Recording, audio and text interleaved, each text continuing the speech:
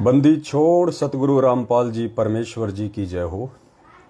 परमपिता परमात्मा, सारी सृष्टि के रचनहार, कुल मालिक, असंख्य ब्रह्मांडों के स्वामी, तीनों लोकों में प्रवेश करके सबका भरण पोषण करने वाले शब्द स्वरूपी राम, आदि पुरुष, आदि अनादि सतगुरु, जगत गुरु, संत शिरोमणि सतगुरु रामपाल जी परमेश्वर जी के चरण कमल में देश विदेश से हम सभी सत्सेवक भाई बहनों का कोटि कोटि दंडवत प्रणाम।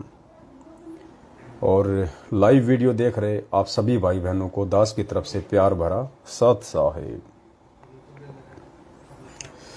भाई और बहनों, हमारे कुछ भगत भाई बहन लाइव जुड़ते हैं, तब तक हम परमेश्वर का मंगलाचरण करेंगे, मालिक की स्तुति करेंगे, उनकी वंदना करेंगे, क्योंकि 8 सितंबर 2022 को हम सभी सत्सेवक भाई बहनों के लिए खुशी का वो पर्व, वो त्यौहार, वो फेस्टिवल, वो कुछ भी कह लीजिए आप उसको, वो सुनहरा अवसर आ रहा है, जिस अवसर के लिए हम सभी आत्मा युगों युगों से तरस रही थी, तड़प रही थी कि कब वो परमेश्वर हमें मिले, कब वो परमेश्वर इस पृथ्वी पे प्रकट हों, कब उस भगवान के पावन चरण कमल इस पृथ्वी पे टिकें, जो हमें अपना ज्ञान दे, अपने लोक की जानकारी दे।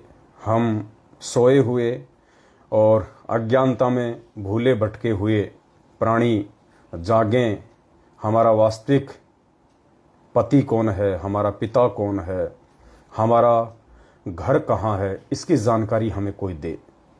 तो पुण्यात्माओं, अनंत युगों के बाद में अब कहीं जाके 8 सितंबर 1951 को भारतवर्ष की पावन भूमि के भाग्य जागृत हुए हैं, जो परमेश्वर सशरीर मानव सदृश से लीला करते हुए 8 सितंबर 1951 को गांव धनाना, जिला सोनीपत, हरियाणा, भारतवर्ष की भूमि पे प्रकट हुए हैं।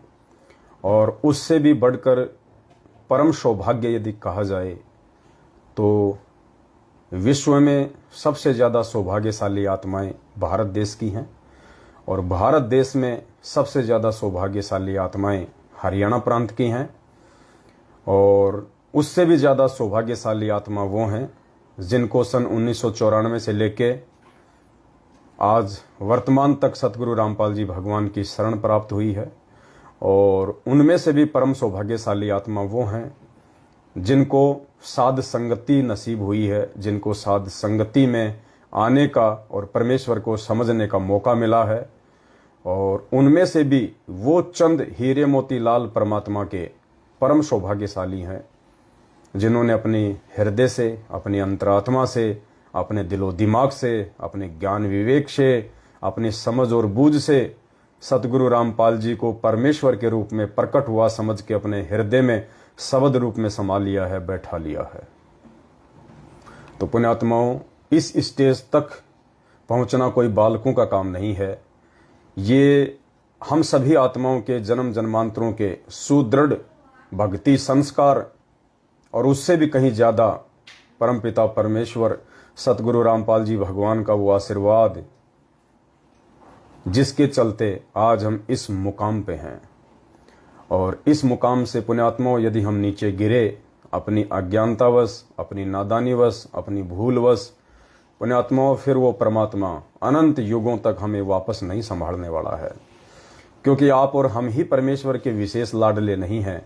इस सृष्टि का वो प्रत्येक जीव जो आज किसी भी योनि में है, परमेश्वर का उतना ही प्यारा और लाडला है जितने कि आज उनकी शरण में आके बने हुए हैं।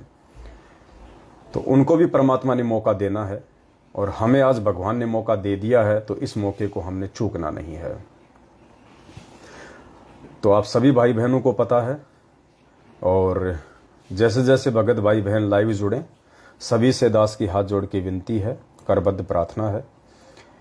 दास परमात्मा की स्तुति करेगा, मंगलाचरण करेगा, और तब तक आप सभी भाई बहन इस वीडियो को ज़्यादा से ज़्यादा फेसबुक पे, व्हाट्सएप पे शेयर कर सकते हैं तो कर दीजिएगा। बंदी छोड़ सतगुरु रामपाल जी भगवान की जय हो। गरीब नमो नमो शतपुरष कुहूँ नमस्कार गुरु की नहीं। सुर नर मुनि जन साधु महा संतों सर्वस दीन ही। सतगुरु साहिब संत सब दंडोतम प्रणाम। आगे पीछे मध्य हुए तिनको जा कुर्बान। नराकार निर्विषम काल जाल भय भंजनम। निर्लेपम निज निर्गुणम अकल अनुपबे सुन धुनम। सोहम सुरति समापतम सकल समाना नीरतले। उजल हिरंबर हरदम हम बेपरवा था है। वार पार नहीं मध्य तम गरीब जो सुमर सिद्ध होई। गणनायक गलताना करो अनुग्रह सोही। पारस पद परवाना आदि गणेश मनाओ। गणनायक देवन देवा चरण कमल लो लाऊं। आदि अंत करूं सेवा परम शक्ति संगीतम। हृदय सिद्धि दाता सोही अविगत गुण है अतीतम। सत्य पुरुष निर्मोही जगदम्बा जगदीशम। मंगल रूप मुरारी तन मन अर्पूं शीसम। भक्ति मुक्ति भंडारी सुर नर मुनि जन ध्यावे। ब्रह्मा विष्णु महेशा शेष सहस मुख गावे। पूजय आदि गणेशा इंद्र कुबेर सरीखा। वरुण धर्म राय ध्यावे सुमरथ जीवन जी का। मन इच्छा फल पावे 33 कोटि अधारा। ध्यावे सैं 88 उतरे भव जल पारा। कट है यम की फांसी 33 कोटि अधारा। ध्यावे सैं 88 उतरे भव जल पारा। कट है यम की फांसी। बंदी छोड़ सतगुरु रामपाल जी भगवान की जय हो। बंदी छोड़ सतगुरु रामपाल जी भगवान की जय हो। बंदी छोड़ सतगुरु रामपाल जी भगवान की जय हो। तो सत्साई भाई और बहनों, दया परमपिता परमेश्वर जी की। आगे हम लाइव वीडियो में बढ़ें इससे पहले दास कुछ छोटी छोटी बातों को आपके सामने पेश करना चाहेगा। क्योंकि पुण्यात्माओं, भक्ति मार्ग पे हम उसी समय आगे बढ़ सकते हैं, सफल हो सकते हैं, जब हमारे मन में किसी भी प्रकार का कोई भी डाउट, ना तो आध्यात्मिकता के प्रति, ना सतगुरु के प्रति, ना भक्तों के प्रति, किसी भी चीज़ के प्रति हमारा डाउट नहीं होना चाहिए। और परमेश्वर भी कहते हैं कि करम भरम भारी लगे संसा सूल बबूल। डाली पानो डोलते परसत नाही मूल। और मालिक कहते हैं संसा सूल बबूल है। शंका जो है वो कीकर के कांटे की तरह होती है। जब तक वो निकलेगी नहीं तब तक प्राणी आगे नहीं बढ़ सकता है। तो दया परमपिता परमेश्वर जी की पहले 8 सितंबर 2022 को सतगुरु प्रगट दिवस सात संगतियों के माध्यम से जगह जगह मनाने के विषय में हम चर्चा कर रहे थे जयपुर में कजोड़ भाई के साथ में। और कजोड़ भाई से डिस्कस हुआ तो उन्होंने भी यही कहा कि भाई हम जयपुर में अगर परमात्मा दया बख्शेंगे तो सात संगति रखेंगे। तो कुछ बातें दास ने उनके सामने रखी, फिर वो सहमत हो गए कि भाई हम मान लो जयपुर में सात संगति रख भी लेंगे, मैसेज भी डालेंगे, नहीं डालेंगे तो भी मालूम तो हो ही जाता है। और मैनेजमेंट अपनी उस पुरानी घटिया आदत के तहत बीच में टांग अड़ाएगा, पुलिस प्रशासन को लाके खड़ा कर देगा, व्यवधान डालेगा, सात संगति को रुकवा देगा, नहीं हो पाएगी।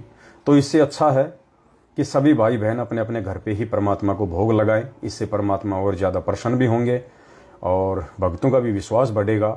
और एक और जहाँ खाली एक जगह परमेश्वर को भोग लगे, परमात्मा की आरती हो, और एक जगह जगह परमात्मा को भोग लगे, वो शब्द ब्रह्मांड में जाएं, जगह जगह परमेश्वर की आरती हो, तो परमेश्वर उससे ज़्यादा प्रसन्न होंगे और पृथ्वी का जो माहौल है वो भी सतोगुणी बनेगा। तो कजोड़ भाई दास की बातों से सहमत हो गए थे और फिर हम सब ने ये डिसीजन लिया कि 8 सितंबर को सभी भाई बहनों को हम अपने अपने घर पे ही परमात्मा का प्रगट दिवस मनाने की जो है हम उनको सलाह देंगे। तो दया रही परमपिता परमेश्वर जी की और सभी भाई बहन अपने अपने घर पे ही परमात्मा का प्रगट दिवस मना रहे हैं। कुछ बातें हैं पुण्यात्माओं, ये अध्यात्म है। और अध्यात्म में आप मेरे सभी भगत भाई बहन एक चीज को गांठ बांध लेना, अगर आप फेल हो गए उस चीज में तो पुण्यात्माओं जिंदगी में हम कभी परमात्मा को प्राप्त नहीं कर पाएंगे। देखो, अध्यात्म है ये जानकारी जो परमेश्वर ने आज आप और हम सभी आत्माओं को आके बताई है। आज से पहले किसी भी संत महात्मा मंडलेश्वर ने हमारे को ऐसी यथार्थ शास्त्र प्रमाणित जानकारी नहीं दी थी। तो आज जब ये जानकारी हमारे बीच में आएगी और जब हम इस जानकारी को प्राप्त करके सतगुरु का उपदेश प्राप्त करके उनके मार्ग पे बढ़ने का प्रयास करेंगे तो काल भगवान भी हर प्रकार से टांग खींचने का पूरा प्रयास करेगा, तरह तरह की शंकाएं मन में पैदा कर देगा, आपस में भगत भाई बहनों के बीच में मतभेद पैदा कर देगा, छोटी छोटी बातों को लेकर मनमुटाव पैदा करेगा। आप ये ना समझिए कि ये मनमुटाव सामने वाला भगत जानबूझ के कर रहा, नहीं। हम सब एक परमेश्वर की आत्मा है, हम सभी अच्छी आत्मा है, इसीलिए तो भगवान ने हम सबको अपनी शरण में लिया। वरना आपके पड़ोसी को देखो, रिश्तेदारों को देखो, दुनिया वालों को देखो जो दिन रात 12 महीने उल्टे काम करने में लगे हुए, गुरु जी का नाम तक सुनना पसंद नहीं करते। तो भले ही आज कुछ भगत भाई बहन साथ संगतियों से दूर हट चुके हैं, या कुछ भाई बहन हटते हुए दिखाई दे रहे हैं, या मैनेजमेंट वाले हैं, मैनेजमेंट के पीछे लगी हुई संगत है, ये जितने भी भाई बहन ये सभी परमेश्वर की विशेष आत्मा है। और विशेष आत्माओं के पीछे ही काल हाथ धोके पीछे पड़ता है, क्योंकि उसको पता है कि ये आत्मा मेरे जाल से बाहर निकलने का प्रयास कर रही है, तो वो उन आत्माओं को तोड़ने का, भटकाने का फुल प्रयास करेगा। तो हैं सभी परमात्मा की विशेष आत्माएं, लेकिन जब कोई भी प्राणी काल प्रेरित हो जाता है तो उसके बाद उसको लगता है कि मैं जो बात बोल रहा हूं या मेरे मन में जो बातें आ रही हैं वो बिल्कुल सत्य हैं, और सामने वाला जो सत्य बात कह रहा है वो बातें भी उसको उल्टी नजर आएंगी। तो इसमें दोष उस आत्मा का नहीं है जो काल प्रेरणा के चलते अपनी विचारधारा को उल्टी बना चुका है। अब हमने क्या करना है ऐसी स्थिति में? अब ऐसी स्थिति में काल फिर उस आत्मा से उल्टे ही काम करवाएगा, आपको भड़काने वाले काम करवाएगा, आपको जोश दिलाने वाले काम कराएगा, आपके साथ में उल्टे सीधे विचारों के साथ में पेश आएगा। मतलब काल चाहेगा, क्योंकि काल स्वयं प्रकट नहीं होता। परमात्मा ने बताया कि ये काल का नियम है, ये स्वयं प्रकट नहीं होता है, ये दूसरी आत्माओं के माध्यम से अपना काम करवाता है। तो काल फिर उन आत्माओं को निमित्त बना के आपको भी उसी रंग में रंगने का प्रयास करेगा, धीरे धीरे धीरे धीरे, कि आपके भी विचार उसके जैसे हो जाए। क्योंकि परमात्मा कहते हैं ना, एक झूठ को अगर 100 बार सुन लिया जाए वो झूठ भी सच लगने लगती है। तो काल फिर यही काम करेगा, आपके सामने उन भाई बहनों के माध्यम से बार बार बार बार बार बार झूठ परोसेगा, और आपको ऐसा लगने लगेगा धीरे धीरे, यदि आपने उस व्यक्ति से अपना स्टैंड क्लियर नहीं किया तो, अगर आपने उस व्यक्ति से जो अब आपके विचारों से सहमत नहीं है, यदि आपने उससे दूरी नहीं बनाई, तो वो व्यक्ति काल जो प्रेरित है वो धीरे धीरे आपको अपने रंग में रंगेगा काल प्रेरणा से, और आपके ऊपर असर हो जाएगा। और राजस्थान के किशनगढ़ में जो हमारे रामदेव भाई थे, जो अब सात संगतियों से हट चुके हैं, और कल किसी भाई ने उनका फोटो भेजा था मुझे, वो सतलोक आश्रम मैनेजमेंट हरियाणा के किसी आश्रम में बैठे हुए हैं। वहां पे वो 8 सितंबर को गुरुजी का जन्मदिन मनाने के लिए गए हुए हैं। वो भी हमारे भाई हैं, परमात्मा की अच्छी आत्मा है, लेकिन वही काल प्रेरणा हम सब जानते हैं। तो ऐसी स्थिति में पुण्यात्माओं हमने सावधानी बरतनी है, उनके साथ में मनमुटाव नहीं करना, राग द्वेष नहीं करना, लड़ाई झगड़ा नहीं करना, वाद विवाद नहीं करना, और सबसे बड़ी बात, हमारे उन भाई बहनों के प्रति अपने मन में कोई राग द्वेष की भावना पैदा नहीं करना। देखो, हमें परमात्मा ने बताया 2 बातें होती हैं, एक होता है मतभेद और दूसरा होता है मनभेद। मतभेद हो सकता है, विचारों को लेके मतभेद हो सकता है, कोई बड़ी बात नहीं है, क्योंकि ये मार्ग बड़ा अटपटा है। परमात्मा कहते हैं कबीर का मार्ग अटपट, झटपट समझ ना आवे, और जिसको झटपट समझ में आ जावे उसकी सारी खटपट मिट जावे। तो ये मार्ग झटपट समझ में आना ही मुश्किल है, और जिसके झटपट समझ में आ गया तो उसके तो सारी खटपट ही निकल जाएगी। तो ऐसी स्थिति में हमने हमारे उन भाई बहनों को समझाने का प्रयास करना है। अगर वो आपके समझाने से नहीं समझता है तो सीधा सा तरीका है, हमने उनसे दूरी बना लेनी है, हमने उनको ब्लॉक कर देना है, ताकि उनके मैसेज, उनके कमेंट्स, उनके फोन हमारे पास में ना आवें, जिससे कि वो भी बेचारा परेशान रहे और हमको भी वो फालतू में बाधा उत्पन्न करे। तो मतभेद हो सकता है, किसी का भी हो सकता है, विचारों को लेके कोई बड़ी बात नहीं है, ये परमात्मा ने हमें बताया। लेकिन पुण्यात्माओं, मन भेद बिल्कुल नहीं करना। विचारों की लड़ाई को विचारों तक ही सीमित रखना। यदि विचारों की लड़ाई को यदि आप मन पे लेके आ गए, मन पे लाते ही, यानी मतभेद को जिस दिन आप जी मन भेद पे ले आओगे, उसी समय हमारे अंदर वो दूरी बननी शुरू हो जाएगी उस भगत के साथ में कि जिसकी हम कल्पना भी नहीं कर सकते। और भगत से जैसे आपकी दूरी बढ़ी तो समझिए परमात्मा से भी आपकी ऑटोमेटिक दूरी बढ़ेगी, ऑटोमेटिक। क्योंकि मन जहां प्रवेश कर जाएगा फिर वहां पर राग द्वेष पैदा हो जाएगा, मान बढ़ाई और अहंकार पैदा हो जाएगा, अपनी बात को सत्य साबित करने की होड़ लग जाएगी। और परमात्मा कहते हैं, मान बढ़ाई से हैं दूर, आजिज के हरि सदा हजूर।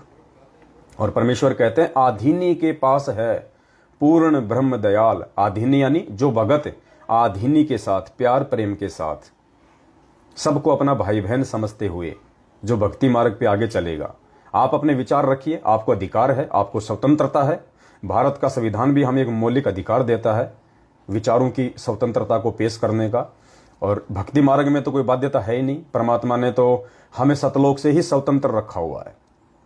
परमात्मा ने तो हमें सतलोक से ही अपने विचारों की स्वतंत्रता दी हुई है।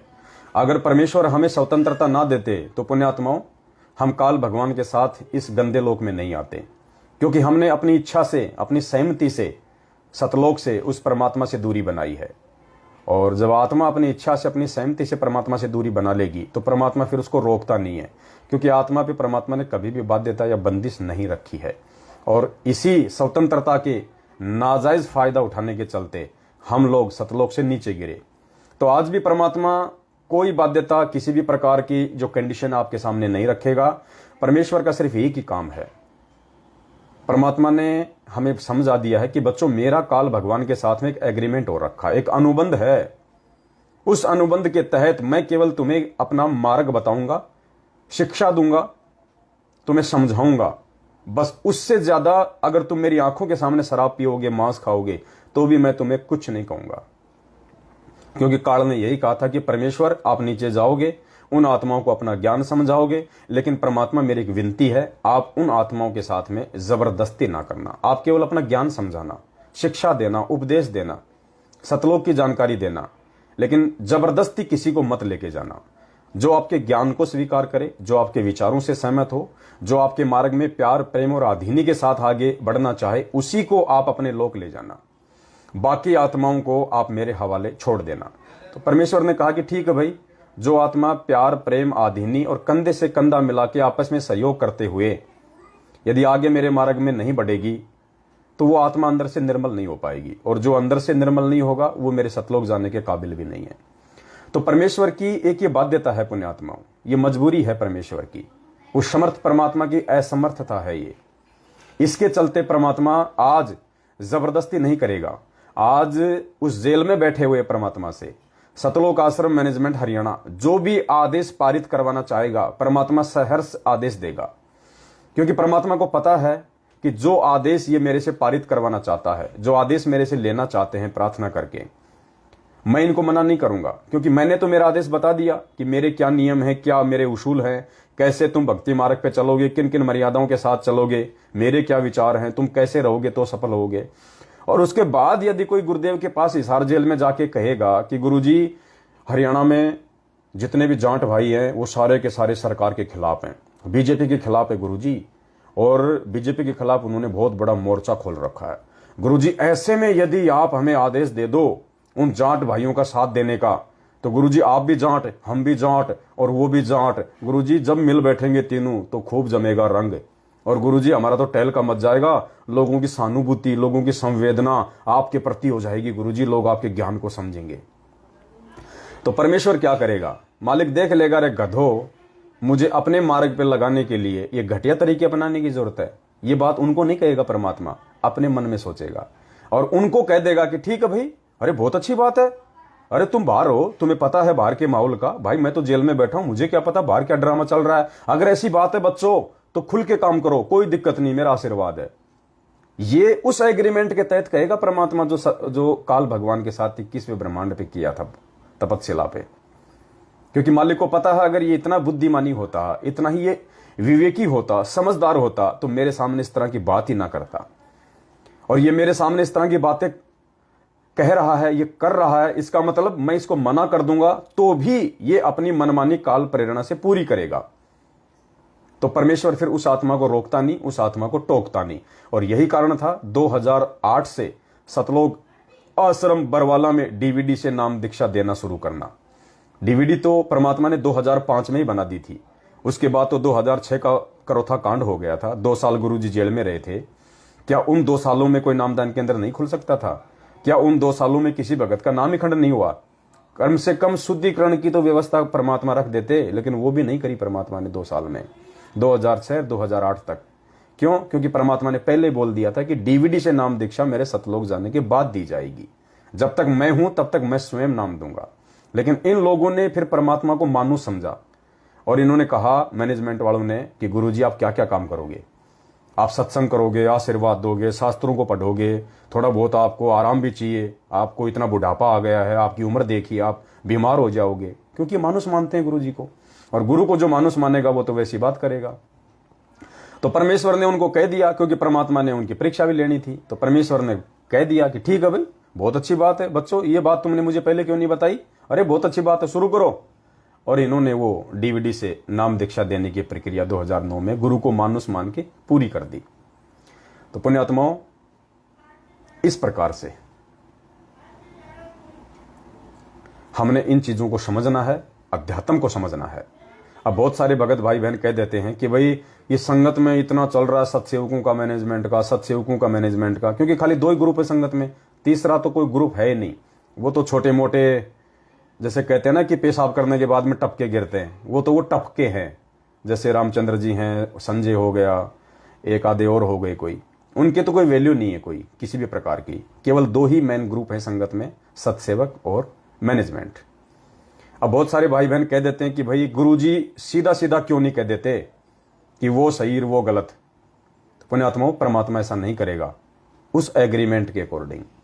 अगर आज ही परमात्मा ये बात बोल दे किसी भी ऑडियो में या वीडियो में या किसी भी लेटर में जिनको आप सत्य मानते हो, अगर गुरुजी ये कह दें कि भाई ये मैनेजमेंट वाले गलत हैं, ये गलत कर रहे हैं, मेरे आदेशों के खिलाफ कर रहे हैं। बच्चों, मैंने तुम्हें 27 साल से कब आदेश दिया था राजनीति का, आरक्षणबाजी का? 27 साल होगी मेरे को बच्चों। मैंने कब मेरे आश्रम में रक्तदान का कैंप लगवाया? कब मैंने देहदान का कैंप लगवाया? कब मैंने जाटों को आरक्षण में साथ दिया? बताओ, ये सारे उल्टे कुकर्म कर रहे हैं। और मेरे सत्सेवक बच्चे जो ज्ञान आधार से भाई बहनों को समझा रहे हैं, बिल्कुल सही काम कर रहे हैं। और सारे भाई बहन साथ संगतियों से जुड़ जाओ। अगर ये बात परमात्मा बोल भी देंगे आपके अनुसार ऑडियो वीडियो लेटर में, तो पहली बात तो वो लेटर हमारे तक आने नहीं देंगे। आप सब जानते हो अच्छे तरीके से, वो लेटर बाहर आएगा नहीं, वो ऑडियो वीडियो बाहर आएगा ही नहीं। और मान लीजिए अगर वो ऑडियो वीडियो लेटर बाहर आ भी गया, तो पुण्यात्माओं, जो छटनी परमात्मा ज्ञान आधार से जो करवाना चाहता है, सात संगतियों से पहले जोड़ जोड़ के फिर उसका जूस निकाल निकाल के, वो छटनी नहीं हो पाएगी।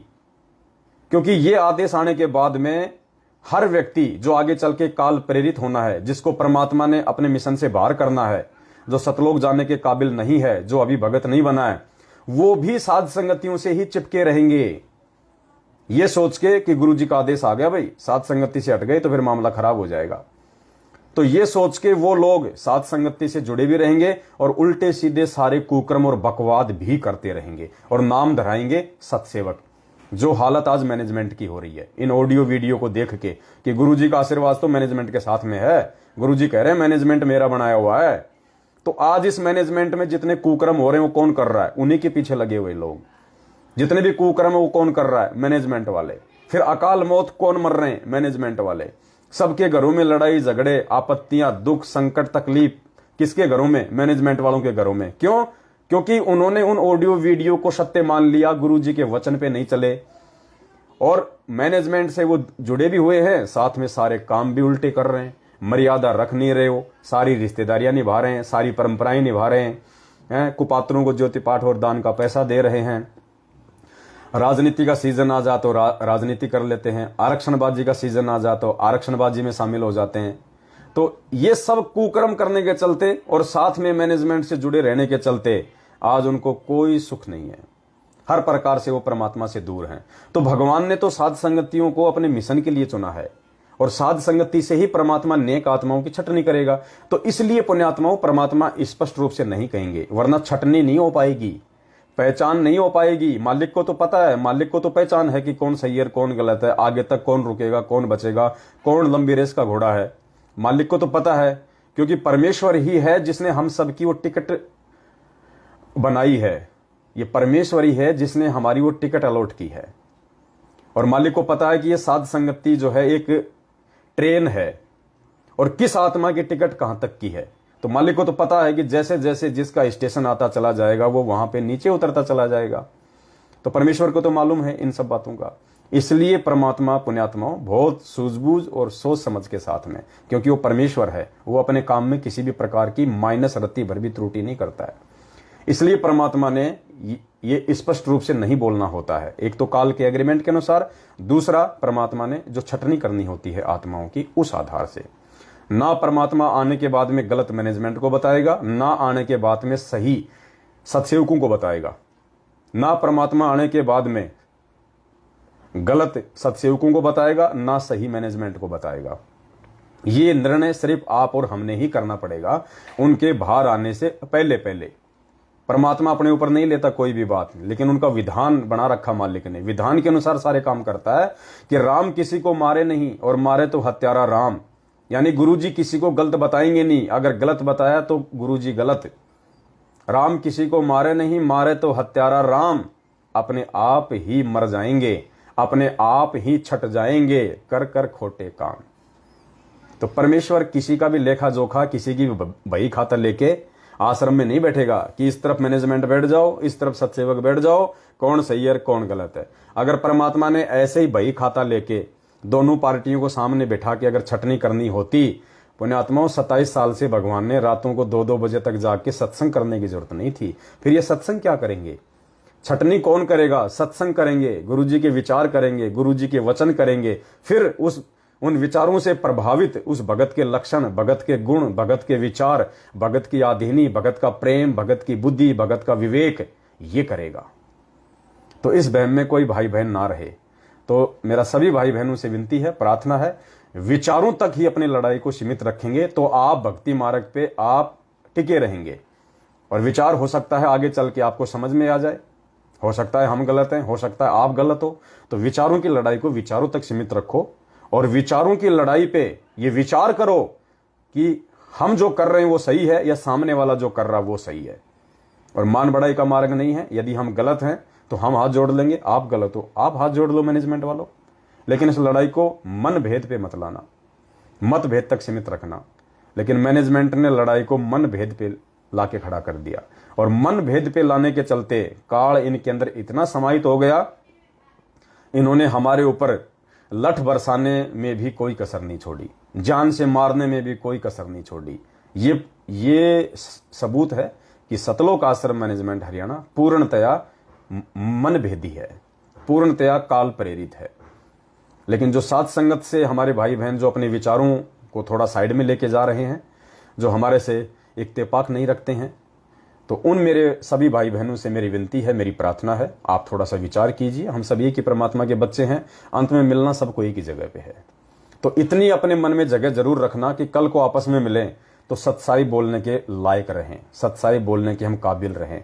ऐसा नहीं कि आज मैनेजमेंट वाले जो गालियां बरसा रहे हैं, जो लठ बरसा रहे हैं, झूठी निंदा चुगली कर रहे हैं, कल को जब ये मिलेंगे आमने सामने, जब नीर खीर का निवेरा हो जाएगा, ये आंखों से आंखें मिला के सच्चाई बोलने के काबिल भी नहीं रहेंगे कि हमने तो इन आत्माओं पे इतने जुल्म कर रखे हैं बेइंतहा, हमारा हिसाब क्या होगा। तो पुण्यात्माओं, विचारों की लड़ाई को विचारों तक सीमित रखें। अगर आप किसी के विचारों से सहमत नहीं हैं, आप अपनी बात को रखिए। फिर भी यदि कोई आपकी बात नहीं मानता है तो फिर आपकी जिम्मेदारी बनती है आप बैठ के अपनी भक्ति कीजिएगा। आपका मकसद कोई फिर इस पवनदास के पीछे लगना नहीं है, आपका मकसद फिर बाल की खाल निकालना नहीं है। आपका मेन मकसद क्या है? भक्ति करना, परमात्मा को प्रसन्न करना। और परमात्मा प्रसन्न होंगे भक्ति से, मर्यादाओं से, नेक आचरण से। तो यही दास की विनती थी। तो किसी भी भाई बहन के प्रति मन में कोई भी मतभेद या मनभेद वाली स्थिति नहीं रखनी है, क्योंकि सोशल मीडिया पे जैसे कजोड़ जी को और मेरे को लेके थोड़ी बहुत जो बातें आपस में हो रही है ना, तो दास के प्रति अपने भाई के मन में कोई राग द्वेष नहीं है, ना हो सकता है। राग द्वेष तो मैंने महेंद्र भगोड़े के प्रति नहीं रखा आज तक। वो भी मेरा भाई है, कजोड़ जी भी मेरे भाई हैं, आप सब मेरे भाई बहनों, मेरे लिए आप सब एक समान हैं। मेरे लिए ना मैनेजमेंट विशेष है, ना कजोड़ जी विशेष है, ना कजोड़ जी के लिए मैं कोई विशेष हूं। उनकी भी यही सोच है, उनकी भी यही दृष्टि है, और इसी कारण से हम लोग आज तक साथ साथ हैं। वरना कितने लोग गए, कितने लोग आए। तो हम सब एक परमेश्वर के बच्चे हैं। अगर हम किसी के विचारों से सहमत नहीं हैं तो हम हमारा स्टैंड साइड में कर लें, हम क्लियर कर लें अपना स्टैंड, और अब हम अपनी भक्ति करें। राग द्वेष नहीं फैलाना फिर उस मार्ग में। तो ये दास की तरफ से सभी भाई बहनों को एक छोटा सा संदेशा था। और आज हम वीडियो को ज़्यादा लंबा नहीं लेंगे। वीडियो को अभी तक जिन जिन भाई बहनों ने शेयर नहीं किया है वो एक बार फेसबुक पे, व्हाट्सएप पे, हर जगह शेयर कर दे। अब आज के वीडियो का मुख्य जो मकसद है वो ये है कि अभी 8 सितंबर 2022 को जो परमपिता परमेश्वर सतगुरु रामपाल जी भगवान का प्रकट दिवस हर घर में हलवे राम का भोग लगा के 42 मिनट की भोग की आरती के साथ में जो मनाया जाएगा, वो कैसे मनाना है, क्या क्या करना है, क्या क्या सावधानियां बरतनी है, ताकि किसी भी प्रकार की कोई त्रुटि ना रहे, परमेश्वर हमसे किसी भी बात को लेकर नाराज ना हो जाए। तो ये जानकारी देना सभी भाई बहनों को नितांत आवश्यक थी। तो परमात्मा ने कल ही प्रेरणा की, तो दास आप सभी भाई बहनों के साथ में लाइव हैं, और कुछ 20-25 भाई बहनों के सवाल हैं सतगुरु प्रगट दिवस को मनाने को लेकर। तो परमात्मा दया करे, सभी भाई बहनों को ये चीजें हम बताएंगे। अभी सबसे पहली जो शंका है वो है घर में प्रकट दिवस किस प्रकार मनाना है। यानी जो नए भाई बहन हैं जिनको नहीं पता है, जो अभी नए नए जुड़े हैं या मैनेजमेंट से निकल के आ रहे हैं, तो उन्होंने अभी 2-3 साल पहले उन्होंने कभी कोई प्रकट दिवस मनाया नहीं। तो वो कह रहे हैं कि हम प्रकट दिवस अपने घर पे हम कैसे मनाएं। देखिए भाई और बहनों, बहुत ही सिंपल है, बहुत ही आसान है, बहुत ही सहज मार्ग है। परमात्मा हमारे भावों से प्रसन्न होता है। परमात्मा 56 भोग से प्रसन्न नहीं होता। अगर आप 56 भोग लगाने के काबिल हैं, आपकी आर्थिक स्थिति आपको मंजूरी देती है, बहुत अच्छी बात है। 56 क्या, 156 का भोग लगाइए आप, कोई दिक्कत नहीं। तो सदगुरु प्रगट दिवस मनाने के लिए हमने जो करना है वो ये करना है, परमेश्वर के आदेश अनुसार, उनके भक्ति विधान के अनुसार 8 सितंबर के दिन आप जी किसी भी समय की कोई बाउंडेशन नहीं है। जैसे होली आती है कि साहब 6 बजे मनानी है, 6 बजे होली जलेगी, 7 बजे होली जलेगी, कोई मुहूर्त नहीं है। 24 घंटे में कभी भी, सुबह, दोपहर को, दिन में, कभी भी, रात्रि 12 बजे से पहले पहले आप परमेश्वर को प्रसन्न कर सकते हैं, भोग लगा सकते हैं। लेकिन फिर भी अगर आपके पास समय है, और आश्रम में जब हम जाया करते थे तो आश्रम में परमेश्वर को फिक्स 11 बजे भोग लगता था। अब 11 बजे भोग लगता था आश्रम में, इसका मतलब ये नहीं कि हम घर में भी 11 बजे भोग लगाएंगे तो ही गुरुजी प्रसन्न होंगे, नहीं। आश्रम में फिर 11 बजे भोग लगता था, 1 घंटा भोग की प्रोसीजर में लग जाता था। उसके बाद फिर 12 बजे गुरुजी को सत्संग करने के लिए बैठना होता था। इसलिए परमात्मा अपना टाइम सेट करके भोग लगाया करते थे।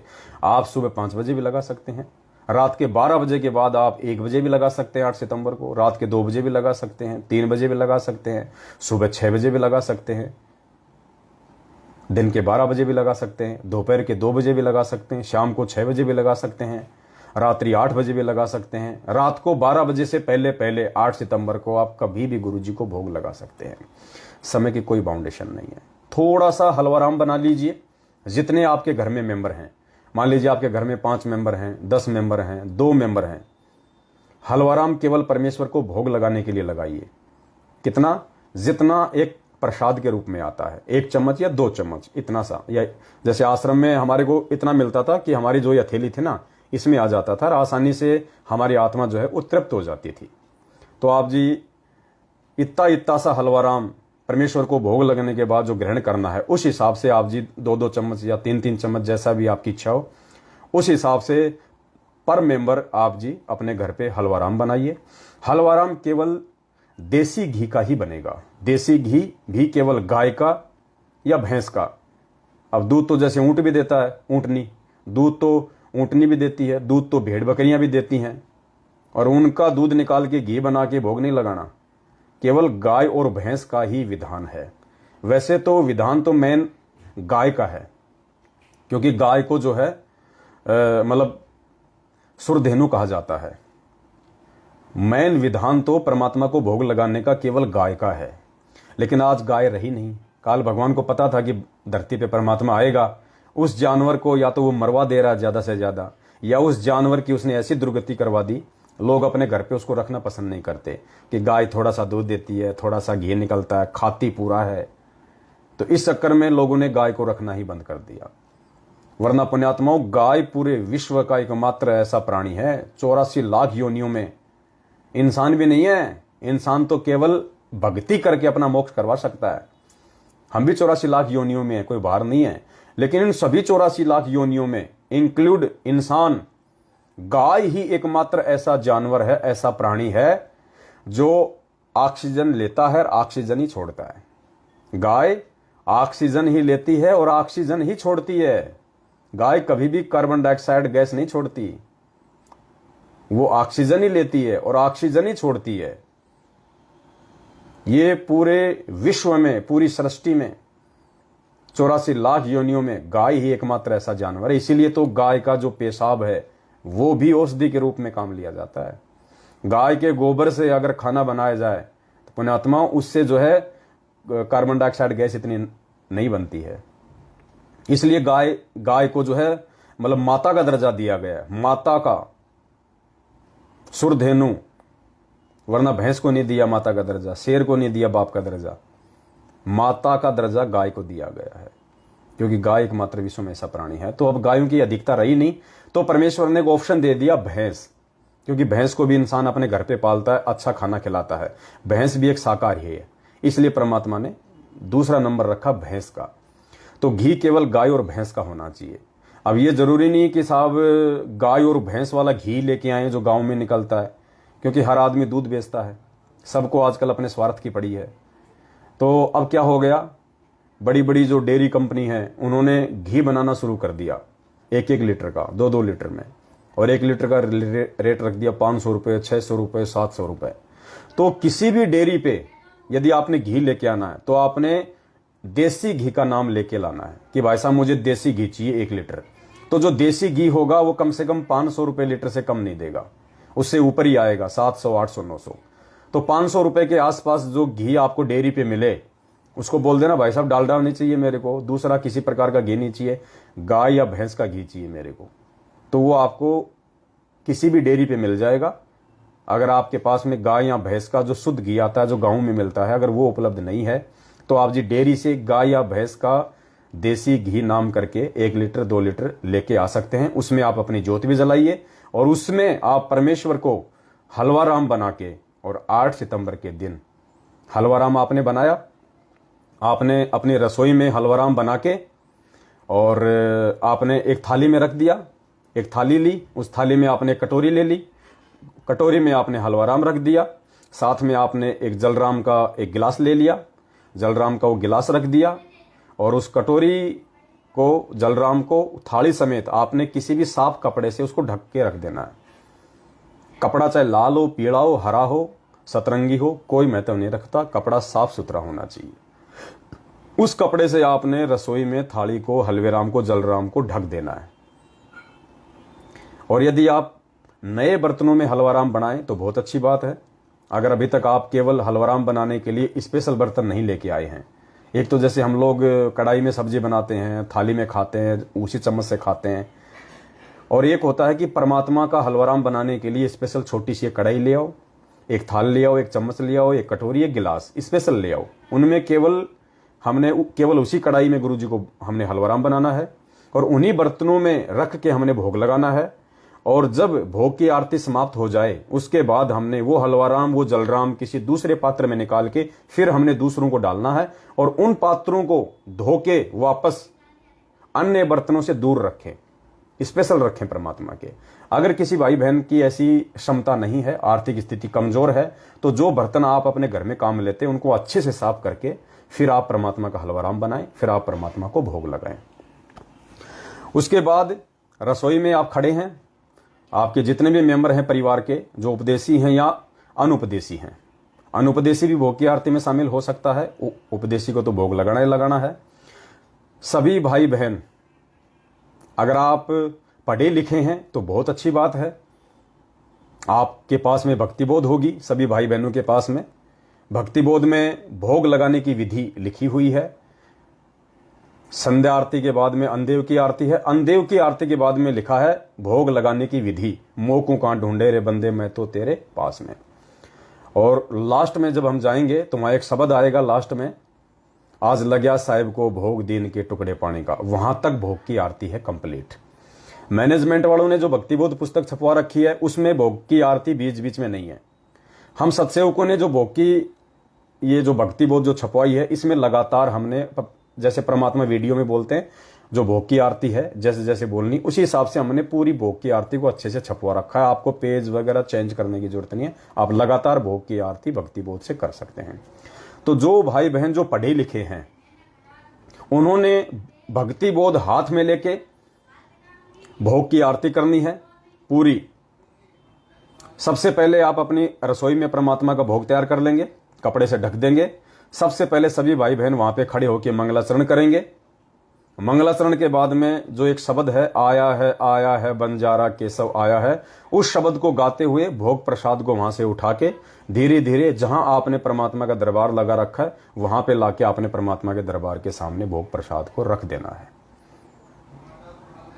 केशव बंजारे वाला शब्द पूरा होने के बाद में फिर आपने भक्ति बोध में जहां से स्टार्ट है, मोकू कहां ढूंढे रे बंदे मैं तो तेरे पास में, वहां से आप जी सभी भाई बहन भक्तिबोध हाथ में लेके, या जिसको याद है तो बहुत अच्छी बात है, नहीं तो भक्तिबोध लेके आपने परमात्मा को भोग की आरती करनी है।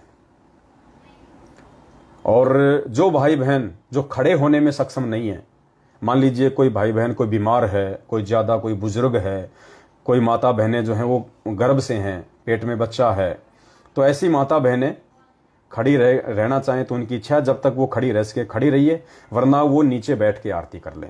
चेयर पे भी बैठ सकती हैं, खाट पे भी बैठ सकते हैं। कोई ऐसा कोई बीमारी की हालत में है कि जिससे खाट से उठा नहीं जाता, वो सूता सूता भी आरती कर सकता है, क्योंकि पुण्यात्माओं साधु भूखा भाव का धन का भूखा नाई, परमात्मा आपके भाव देखेगा। यदि आप सक्षम हैं तो आपने विधि विधान से काम करना है, फिर गफलत नहीं चलेगी। आप सही हैं फिर भी आप लेट गए बैठ गए ऐसे कर रहे हैं, वो नहीं चलेगा। विशेष परिस्थितियों में छूट है, विशेष परिस्थितियों में, लेकिन ध्यान सुरती परमात्मा की वाणी पे होनी चाहिए। आप अगर बीमार हैं, नीचे बैठे हैं, लेटे हुए हैं, तो भी आपका ध्यान आपकी सुरती उस आरती में होनी चाहिए। आपका मन आपका लगाव परमात्मा में होना चाहिए। और जो भाई बहन पढ़े लिखे नहीं है और उनके घर में भी कोई और भगत नहीं है, अब वो कैसे करेंगे आरती परमात्मा की? तो वो आत्माएं सतगुरुदेव जी ने जो आरती जो गाई हुई है 42 मिनट की भोग की आरती, आप यूट्यूब पे जाएंगे, यूट्यूब पे हिंदी या अंग्रेजी में लिखेंगे भोग की आरती संत रामपाल जी महाराज, तो एक 40 या 42 मिनट की आरती आ जाएगी, सेम टू सेम वही, मोकू कहां ढूंढे रे बंदे मैं तो तेरे पास में, वहां से स्टार्ट है। उससे पहले मंगलाचरण आपने स्वयं करना पड़ेगा, केशव बंजारा का शब्द आपने गाना पड़ेगा, और फिर परमात्मा का जो वीडियो है वो वीडियो से आप जी परमात्मा की भोग की आरती कर सकते हैं विशेष परिस्थितियों में, क्योंकि ये वीडियो से चाहे भोग की आरती हो चाहे तीनों समय की आरती हो, ये परमात्मा ने विशेष परिस्थितियों के लिए बनाई है। तो जो अनपढ़ भाई बहन है वो इस प्रकार से परमात्मा की भोग की आरती वो कर सकते हैं। और कुछ भाई बहनों की जो शंकाएं हैं फिर दास लेता है आगे। नंबर 2, गुरुजी को भोग लगाने का सही समय क्या है? तो दास ने आप सभी भाई बहनों को बता दिया है। भोग आप अपनी इच्छा के अनुसार लगा सकते हैं, कोई समय फिक्स नहीं है। मान लीजिए कोई किसी की नाइट की कोई ड्यूटी है बेचारे की, वो सुबह 10 बजे छूटेगा, तो बताओ वो कहां से 5 बजे भोग लगाएगा? वो आराम से नहा धो के आके मालिक को भोग लगाओ। तो 24 घंटे में आप कभी भी परमात्मा को 8 सितंबर को भोग लगा सकते हैं। 8 सितंबर को रात्रि 12 बजे से लेके और फिर रात्रि 12 बजे तक 24 घंटे में आप कभी भी गुरुजी को भोग लगा सकते हैं, कोई बाध्यता नहीं है। यदि आप घर पे हैं, फ्री हैं, तो आप समय पे भोग लगाओ। सुबह नहा धो के बंदी छोड़ को आराम से 5 बजे लगा दो, 6 बजे लगा दो। 5 बजे तो बहुत ज़्यादा हो जाएगा क्योंकि बच्चे उठ नहीं पाएंगे, और आराम से आप परमात्मा को 9-10 बजे भोग लगाओ, कोई दिक्कत नहीं है। अगर आप घर पे हैं, कोई बाधा नहीं है, परेशानी नहीं है, तो 8, 9, 10 बजे तक आराम से आप परमात्मा को भोग लगाओ। हलवे भगत ने हलवा आटे राम का बनाना है या सूजी का? क्या भगत हलवे में काजू किशमिश बादाम आदि डाल सकता है? तो दास ने आपको परसों के लाइव में बता दिया था कि परमात्मा को भोग लगाने का जो विधान है वो गेहूं के आटे का ही हलवा राम बनाने का विधान है। क्योंकि वैसे तो अन्न, हर चीज अन्न में आती है, भांग भी अन्न में आता है, धतूरा भी अन्न में आता है, गांजा भी अन्न में आता है, तंबाकू भी एक अन्न है, गेहूं भी एक अन्न है। तो इसी प्रकार जो सूजी है वो भी एक अन्न से बनती है। लेकिन परमेश्वर को जो भोग लगाने का विधान है वो आटे का, गेहूं का आटा। आप कहेंगे गेहूं का आटा क्यों? क्योंकि पुण्यात्माओं, गेहूं का जो आटा है वो मुख्य अन्न में आता है। क्योंकि गेहूं जो है तीनों लोकों में खाया जाता है। गेहूं जो है तीनों लोकों में खाया जाता है, पूरे विश्व में खाया जाता है। गेहूं मुख्य अन्न में आता है, इसलिए हमने गेहूं के आटे के साथ ही परमात्मा को भोग लगाना है। सूजी का, बेसन का, या गेहूं सूजी को मिक्स कर दिया, गेहूं बेसन को मिक्स कर दिया, ये हमने बिल्कुल नहीं करना है। आज से पहले जिसने किया है तो वो एक छोटी सी अपनी गलती समझते हुए, नादानी में, नासमझी में गुरुदेव को दंडवत करके क्षमा याचना करे और आगे से केवल देसी घी के साथ और हलवे, जो हलवा राम बनाना है, केवल गेहूं के आटे के साथ ही बनाना है। और हलवे में हमने किसी प्रकार का काजू, किशमिश, बादाम कुछ भी नहीं डालना। सिंपल, क्योंकि आश्रम में सिंपल ही बनता था। क्योंकि मन है पुण्यात्माओं, इसको ज्यादा जगह नहीं देनी, ये बकवादी है, इसको टेस्ट चाहिए। और वो भोग प्रसाद जो हम बना रहे हैं वो टेस्ट के लिए नहीं बना रहे, वो हम परमेश्वर को प्रसन्न करने के लिए बना रहे हैं। जो भक्ति विधान है उसको फॉलो कर रहे हैं हम। तो हमने मन को जगह नहीं देनी, काजू किशमिश वगैरह कुछ नहीं डालना उसमें। सिंपल गेहूं का आटा, देसी घी, चीनी या मिश्री जो भी आप यूज करना चाहें, जो भी उपलब्ध है आपके पास में, और जो भी उसमें पानी वगैरह डलता है, जो बनाने की जो भी प्रोसीजर है, केवल उस हिसाब से आपने हलवा राम को बनाना है। क्या भोग प्रसाद को आरती करते समय कपड़े से ढकना जरूरी है? बिल्कुल जरूरी है। क्यों जरूरी है? इसलिए जरूरी है कि उसमें कोई मिट्टी, धूल वगैरह, कोई मक्खी मच्छर वगैरह ना बैठे। और ऐसा कोई रीजन नहीं है ढकने का, केवल इसीलिए कि साफ सफाई रहे, मक्खी मच्छर वगैरह ना बैठे और एक शुद्धता के साथ में परमात्मा को भोग लगे। और लास्ट में जब है परमात्मा का जब शब्द गाएंगे भोग की आरती का लास्ट में, आज लग्या साहिब को भोग दीन के टुकड़े पानी का, कोई जगह पुरबला भाग, तो उस समय हमने वो कपड़ा जो है उसको वहां से हटा देना है। उस समय हमने कपड़ा हटा देना है और हमने परमात्मा को भोग लगाना है। परमात्मा को भोग लगाने के लिए नए बर्तन खरीदने हैं या घर के पुराने बर्तनों में भोग लगा सकते हैं, यह दास ने आपको पहले ही बता दिया है। यदि आप सक्षम हैं तो आप नए बर्तन ले आइए, यदि आप सक्षम नहीं हैं तो जो पुराने बर्तन हैं आप उनको अच्छे से साफ करके धो मांज के परमात्मा को घर पे भोग लगाइए। क्या हलवा राम के साथ किसी अन्य वस्तु, रोटी, सब्जी आदि का भोग लगा सकते हैं? बिल्कुल लगा सकते हैं भगत जी। हलवा राम के साथ में आप जी खीर राम बना लीजिए। खीर राम परमेश्वर को बहुत पसंद है, क्योंकि जब भी 3 दिन का समागम होता था आश्रम में तो तीसरे दिन परमात्मा का जो भोग पड़ता था उसमें परमात्मा खीर बनवाते थे। संडे को खीर परमेश्वर को बहुत पसंद है। तो आप, और खीर में पुण्यात्माओं कुछ नहीं डालना, वो शामक वगैरह और ये काजू, किशमिश, बादाम, इलायची, फिलायची, पुण्यात्माओं कुछ नहीं डालना, सिर्फ दूध, चावल और मीठा, बिल्कुल सिंपल जो आश्रम में बनती थी। आप सब्जी राम बनाइए, हलवा राम बनाइए, रोटी राम बनाइए, चाहे पूड़ी राम बनाइए, आप जो मर्जी बनाइए अपने घर में, जो शुद्ध है। बाहर की मिठाई लाके हमने परमात्मा को भोग बिल्कुल नहीं लगानी, ये गलती बिल्कुल मत कर देना। चाहे मार्केट में कितनी अच्छी दुकान क्यों ना हो, कितना शुद्ध देसी घी की क्यों ना बनाता हो, बिल्कुल कोई मिठाई आपने नहीं लानी है। यदि आप अपने घर पे मिठाई से परमात्मा को भोग लगाना चाहते हैं, आपकी इच्छा है, आप सक्षम हैं, आप अपने घर पे बनाइए मिठाई शुद्धता के साथ। कोई भी आप मिठाई बनाइए, केवल भोग के लिए, भंडारे के लिए मिठाई यूज नहीं करना बिल्कुल भी। ये परंपरा बन जाएगी, परमात्मा नाराज होंगे, फिर ध्यान रखना। भंडारे में साग, सब्जी, रोटी, हलवा राम और खीर राम, या जैसे दाल या चावल, केवल परमेश्वर को थोड़ा भोग लगाने के लिए आप अपने घर पे कुछ भी मिठाई वगैरह आप जी जो है वो बना सकते हैं। फिर वो प्रसाद के रूप में आप भक्तों को दे सकते हैं। और जो भंडारा बनेगा स्पेशली ध्यान रखना, देसी घी का ही बनना चाहिए। सब्जी भी, रोटी भी, सब देसी घी की, देसी घी से ही रोटी चुपड़ी होनी चाहिए। नहीं है तो कोई दिक्कत नहीं।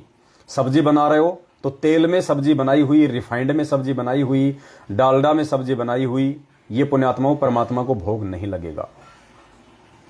सिर्फ देसी घी के भंडारे का ही भोग लगेगा परमात्मा को। हाँ, तेल में बनाई हुई सब्जी आप जी अन्न देव की आरती कर सकते हैं। जो रोजाना हम अपने घर पे भंडारा बनाते हैं ना, तेल की सब्जी बनाते हैं रिफाइंड की, तो वो सब्जी को हमने परमात्मा को भोग नहीं लगाना, भोग की आरती में नहीं रखना। हम अन्न देव की आरती कर सकते हैं, जो थाली में रख के करते हैं ना, एक छोटा सा टुकड़ा तोड़ के, आरती अन्न देव तुम्हारी जैसे काया पले हमारी, ये वाला। तो अन्न देव की आरती रिफाइंड में बने हुए भोजन के साथ में हम कर सकते हैं। लेकिन देसी घी का भंडारा बनेगा तो ही गुरुदेव को भोग लगेगा। परमात्मा को हमने रिफाइंड का या डालडा का भोग नहीं लगाना। रिफाइंड तो हमने, डालडा तो हमने वैसे भी नहीं खाना, किसी भी भाई ने खाना ही नहीं है, परमात्मा का आदेश है। डालडे में ये लोग क्या करते हैं, जानवरों की चर्बी मिक्स कर देते हैं उसके अंदर चिपचिपा बनाने के लिए, उसको चिकना बनाने के लिए, चिकनाई के लिए। तो डालडा तो हमने ना अपने घर पे खाने के लिए यूज करना है, ना बाहर की कोई चीज हमने डालडा में बनी हुई खानी है, बिल्कुल भी।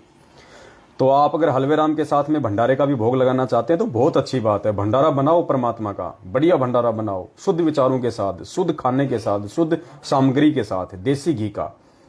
आप पुण्यात्माओं, आप अपने लिए भले, अगर आपकी स्थिति खराब है, आप अपने लिए भले चाहे वो तेल में सब्जी बना लो, लेकिन परमात्मा के लिए थोड़ी सी सब्जी देसी घी में बनाओ और वो भोग लगाओ मालिक को।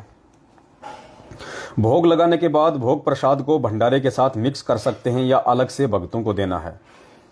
देखो पुण्यात्माओं, कई बार क्या होता है कि भंडारा ज्यादा बन जाता है सात संगति सत्संग में, और हम जो गुरु जी को भोग लगा रहे हैं, भोग लगाने के बाद हम वो सारा भंडारे में मिक्स कर देते हैं।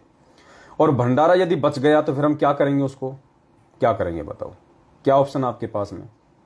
अगर आड़ोस पड़ोस में कोई है तो हम उसको देंगे, या फिर हम किसी जानवर को देंगे, या आपको कहीं बाहर, आपको कहीं पे बहते हुए पानी में डालना पड़ेगा, या जमीन में कोई गड्ढा खोद के डालना पड़ेगा।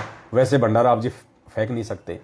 तो इसलिए दास की विनती है, भोग प्रसाद जो लगाया है आपने गुरु जी को, उसको आप जी अलग रखें, भंडारे को आप जी अलग रखें, क्योंकि वो भी भंडारे में से ही निकाला हुआ है, दोनों एक ही चीज है।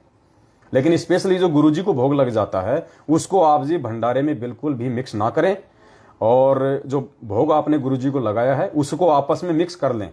हलवे राम को मिक्स ना करें भंडारे के साथ। जो गुरु जी को आप भंडारे का हलवा राम का भोग लगाओगे ना, तो हलवा राम तो सबको आपने थोड़ा थोड़ा वैसे ही देना है। बाकी जो सब्जी रोटी, जो खीर वगैरह जो भी है, उसको आपने मिक्स कर लेना है छोटा छोटा तोड़ के, वो फिर सभी भाई बहनों को आपने थोड़ा थोड़ा प्रसाद के रूप में देना है। और बाकी जो बचा हुआ है वो आपने भंडारा सभी भाई बहनों को जो है वो करवाना है।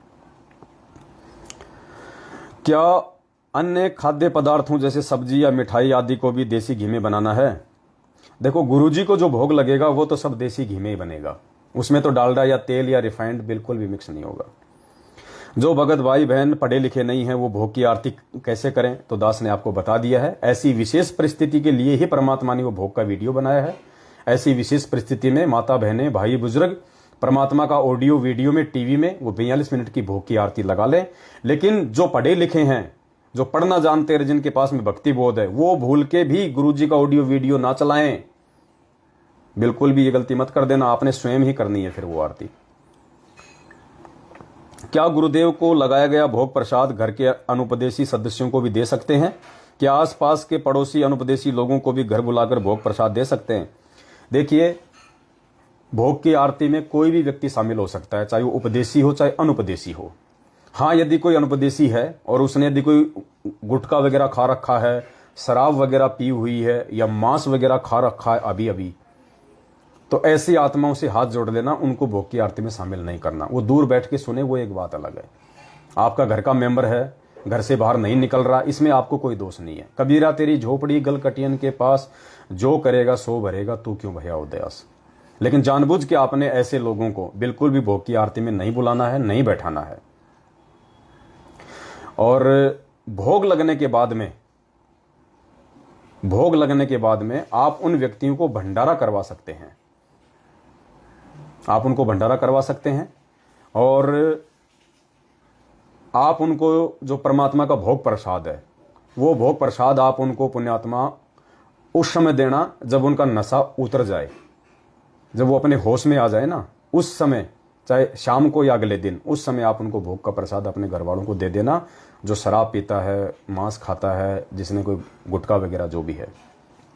और जो व्यक्ति आपके परिवार में है वो मांस भी खाता है, बीड़ी भी पीता है, गुटखा भी खाता है, शराब भी पीता है, भांग भी खाता है, सारे उल्टे काम करता है, और वो यदि भोग की आरती में शामिल होना चाहता है और उस समय यदि उस व्यक्ति ने ना तो कोई गुटखा खा रखा है, ना बीड़ी पी रखी है, ना उसने कोई शराब पी रखी है, ना कोई मांस खाया है, तो वो व्यक्ति हाथ पैर धोके या नहा के जैसा भी है वो परमात्मा की आरती में शामिल हो सकता है।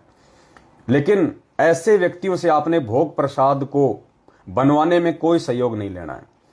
बीड़ी, गुटखा, शराब, मांस, तमाकू, भांग, धतूरा, मीट माट खाने वाला आदमी और अनुपदेशी, वो चाहे कितना अच्छा क्यों ना हो, अगर वो अनुपदेशी है तो आपने भोग प्रसाद और भंडारे में उससे किसी भी प्रकार का सहयोग नहीं लेना है। स्पेशली जो गुरुजी को भोग लगाया जाएगा, बाकी भंडारे तो देखो आपके घर में रोज बनते हैं, आप भी खाना खाते हैं, उसमें कोई दिक्कत नहीं है। गुरुजी को जो भोग लगाया जा रहा है उसमें अनुपदेशी व्यक्ति का और नशा पता करने वाले का, भले उस समय उसने नशा पता ना कर रखा हो, लेकिन भंडारा उससे नहीं बनवाना, कोई सहयोग नहीं लेना। ठीक है, वो आपको मार्केट से सामान लाके दे सकता है, लेकिन जो बनाने का जो काम होता है वो माता बहनों ने या भाइयों ने स्वयं ही बनाना है।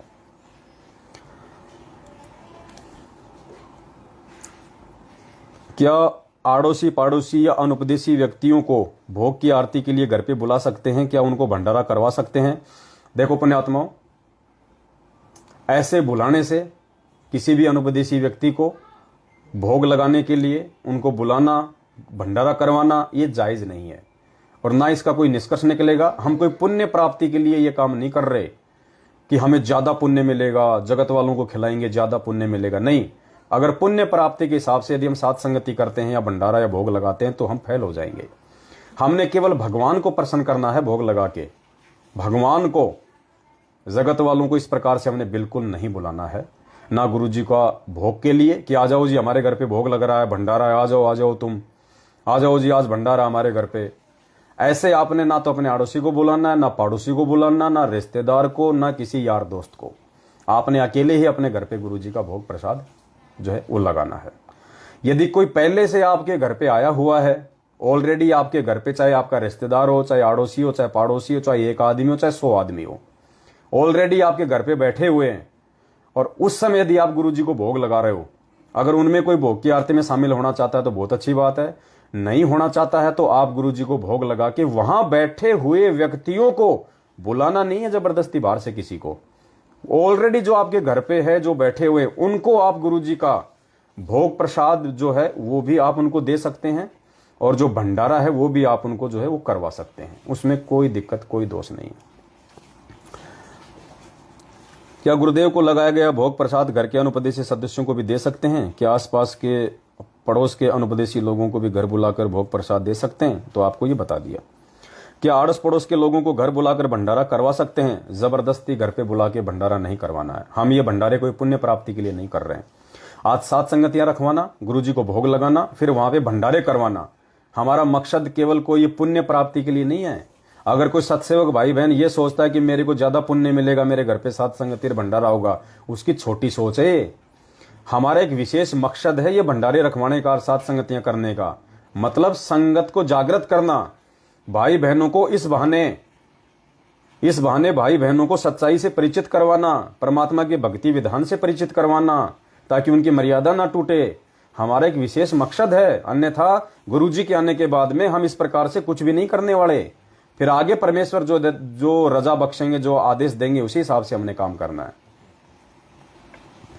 क्या आड़ोस पड़ोस के लोगों को अपने घर पर सत्संग सुनने के लिए आमंत्रित कर सकते हैं?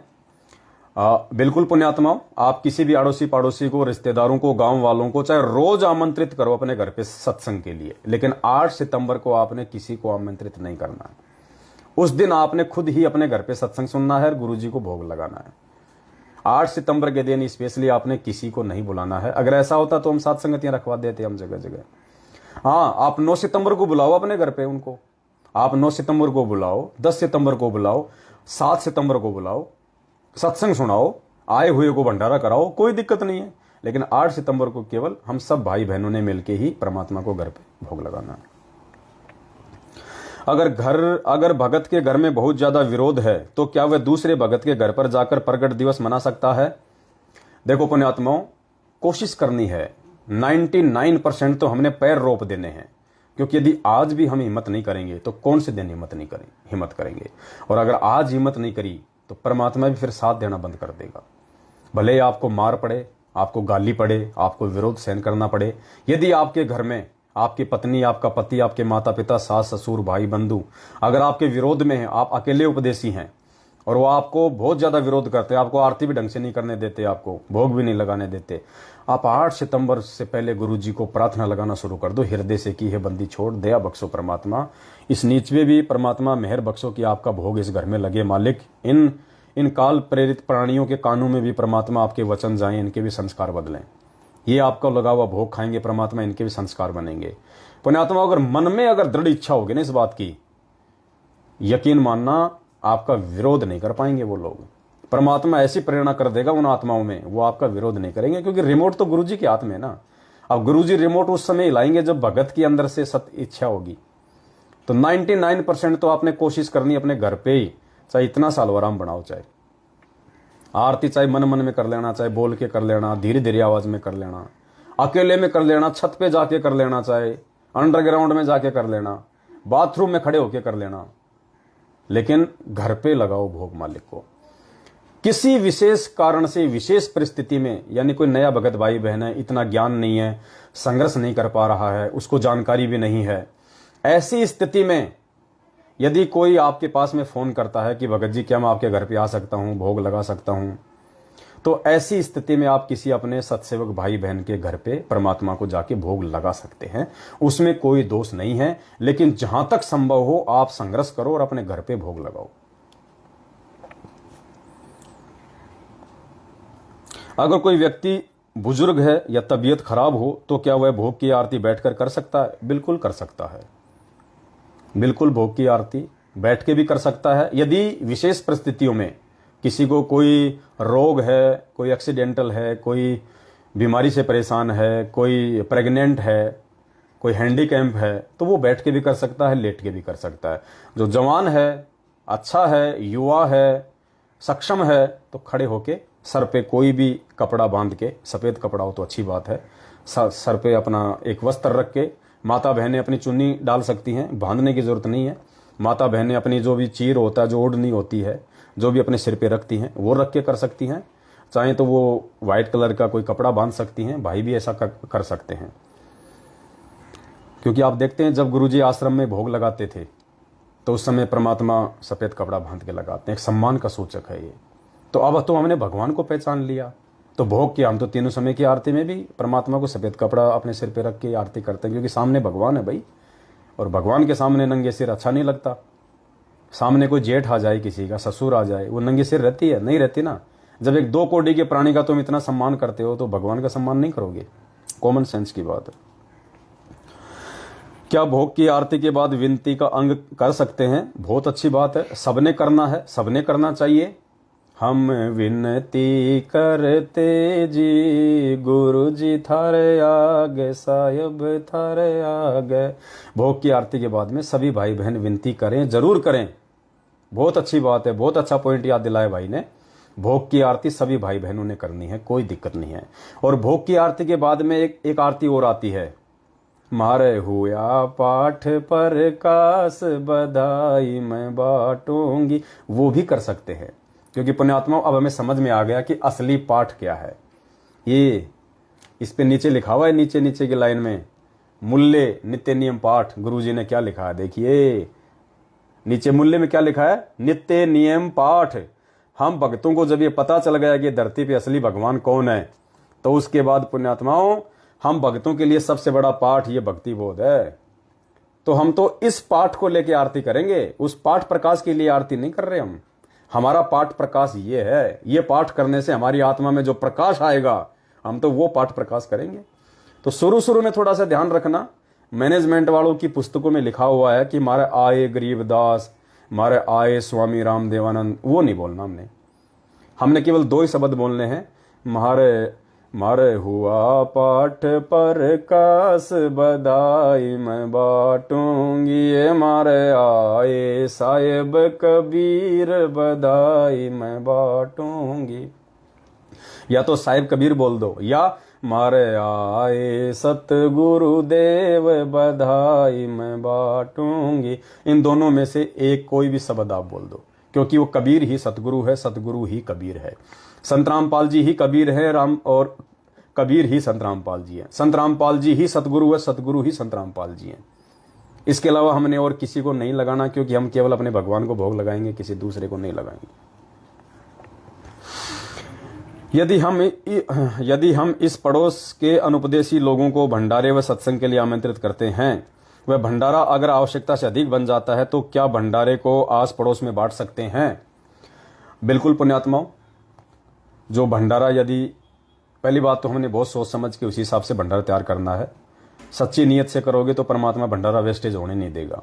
फिर भी यदि भंडारा यदि बच जाता है तो हम पहले गुरु जी को दंडवत प्रणाम करें, गुरु जी से हम आज्ञा ले कि परमेश्वर इस अनमोल प्रसाद को यदि बाहर कहीं रखा जाएगा, उससे बेटर है परमेश्वर आपके बच्चों के पेट में जाए, तो परमेश्वर आपको भोग लगा हुआ प्रसाद खाएंगे तो उनकी आत्मा आध्यात्म की ओर जागृत होगी। तो परमेश्वर को दंडवत करके किसी भी गलती की माफी मांग के फिर आप बाहर परमेश्वर का भंडारा ससम्मान किसी पॉलीथीन वगैरह में पैक करके, या कहीं भी किसी मंदिर के आगे या किसी रेड लाइट पे जाके आप लोगों को खिला के भी आ सकते हैं।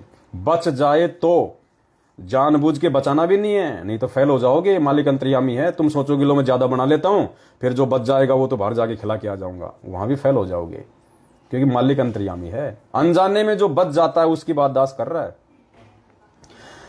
वहां जाके हम उनको कर सकते। अगर कहीं कोई खाना खिलाने वाली स्थिति में आप नहीं हैं, आपके आसपास कोई रेड लाइट नहीं है, कोई मंदिर नहीं है, कोई खाना खाने को तैयार नहीं है, फिर भी खाना बच गया, तो क्या करेंगे? फिर उसके दो तरीके हैं पुण्यात्मा। वो खाना या तो हमने बहते हुए पानी में जल प्रवाह कर देना, या हमने जमीन में खड्डा खोद के हमने उसको जो है वो दबा देना है। ठीक है। और किसी भी जानवर को यदि आप खाना खिलाओ तो आपने वहां पे खड़े होके खिलाना है, डाल के नहीं आना। डालोगे फिर उस पर कोई चोट करेगा, कोई उस पर पेशाब करेगा, उस पर कोई अपने पैर रखेगा, अनादर हो जाएगा फिर।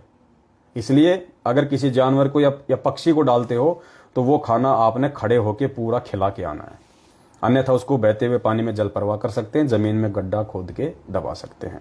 अनादर नहीं करना परमेश्वर का।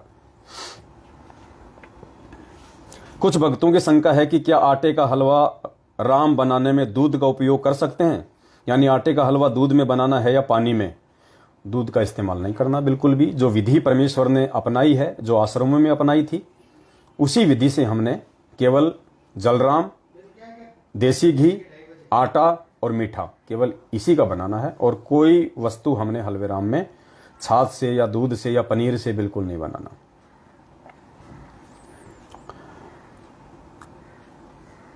क्या सभी भाई बहन भोग लगाते समय लाइव आ सकते हैं? ये बहुत अच्छी बात याद दिलाई भाई ने।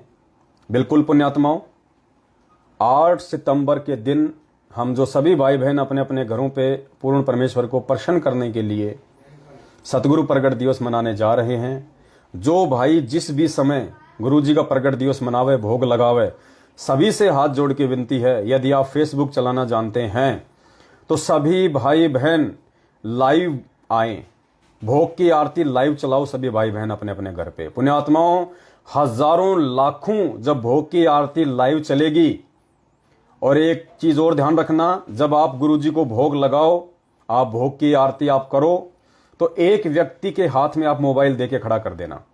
कई भाई क्या करते हैं, मोबाइल को एक जगह जो है वो फिक्स कर देते हैं, उसमें खाली भगत ही भगत दिखाई देते हैं और कोई दिखाई नहीं देता। हम गुरुजी को भोग लगा रहे हैं, भगतों को थोड़ी भोग लगा रहे हैं। हमने अपने आप को ज्यादा दिखाना जरूरी नहीं है, गुरुजी को ज्यादा शो करना जरूरी है।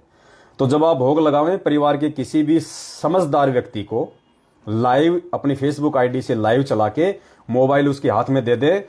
ज्यादा ध्यान वो गुरुजी की तरफ दिखाएगा, बीच बीच में थोड़ा थोड़ा हम भक्तों की तरफ दिखाएगा, ताकि देखने वाले को ये लगे कि यार एक तरफ तो लोग इन फर्जी आश्रम में जा जाके देखो नीचे बैठे हुए हैं, ना सिर पे कोई कपड़ा है, गुरुजी का वीडियो लगा रखा है, भक्ति बोध होने के बाद भी, इतना ज्ञान देने के बाद भी, और एक तरफ देखो किस प्रकार से ये लोग अपने घर पे भगवान को मान के, परमात्मा को पहचान के कि मोको कहाँ ढूंढे रे बंदे, मैं तो तेरे पास में, ना तीर्थ में, ना मूर्त में, ना एकांत निवास में। भगवान कोई जानवर थोड़ी है जो मैनेजमेंट ने आश्रम में बांध लिया या इन पंडितों ने उनको मंदिरों में बांध लिया, वहां जाएंगे तो ही मिलेगा। भगवान तो सर्वत्र है, कण कण में व्यापक है। पुण्यात्माओं, हम जो प्रथम नाम दीक्षा लेते हैं गुरुजी से, और हमें जो नियम मिलते हैं उन नियमों को पढ़ो, उनमें क्या लिखा है गुरुजी ने कि भगवान तो सर्वत्र है, वो कण कण में है। तो जब आपको ज्ञान हो जाएगा और विश्वास हो जाएगा तो आप भगवान को कहीं नहीं ढूंढोगे। हाँ, यदि गुरुजी किसी आश्रम में हैं तो हम उस आश्रम में जाएंगे, वहां गुरुजी को सामने परमात्मा को सिंहासन पे बैठा के भोग लगाएंगे।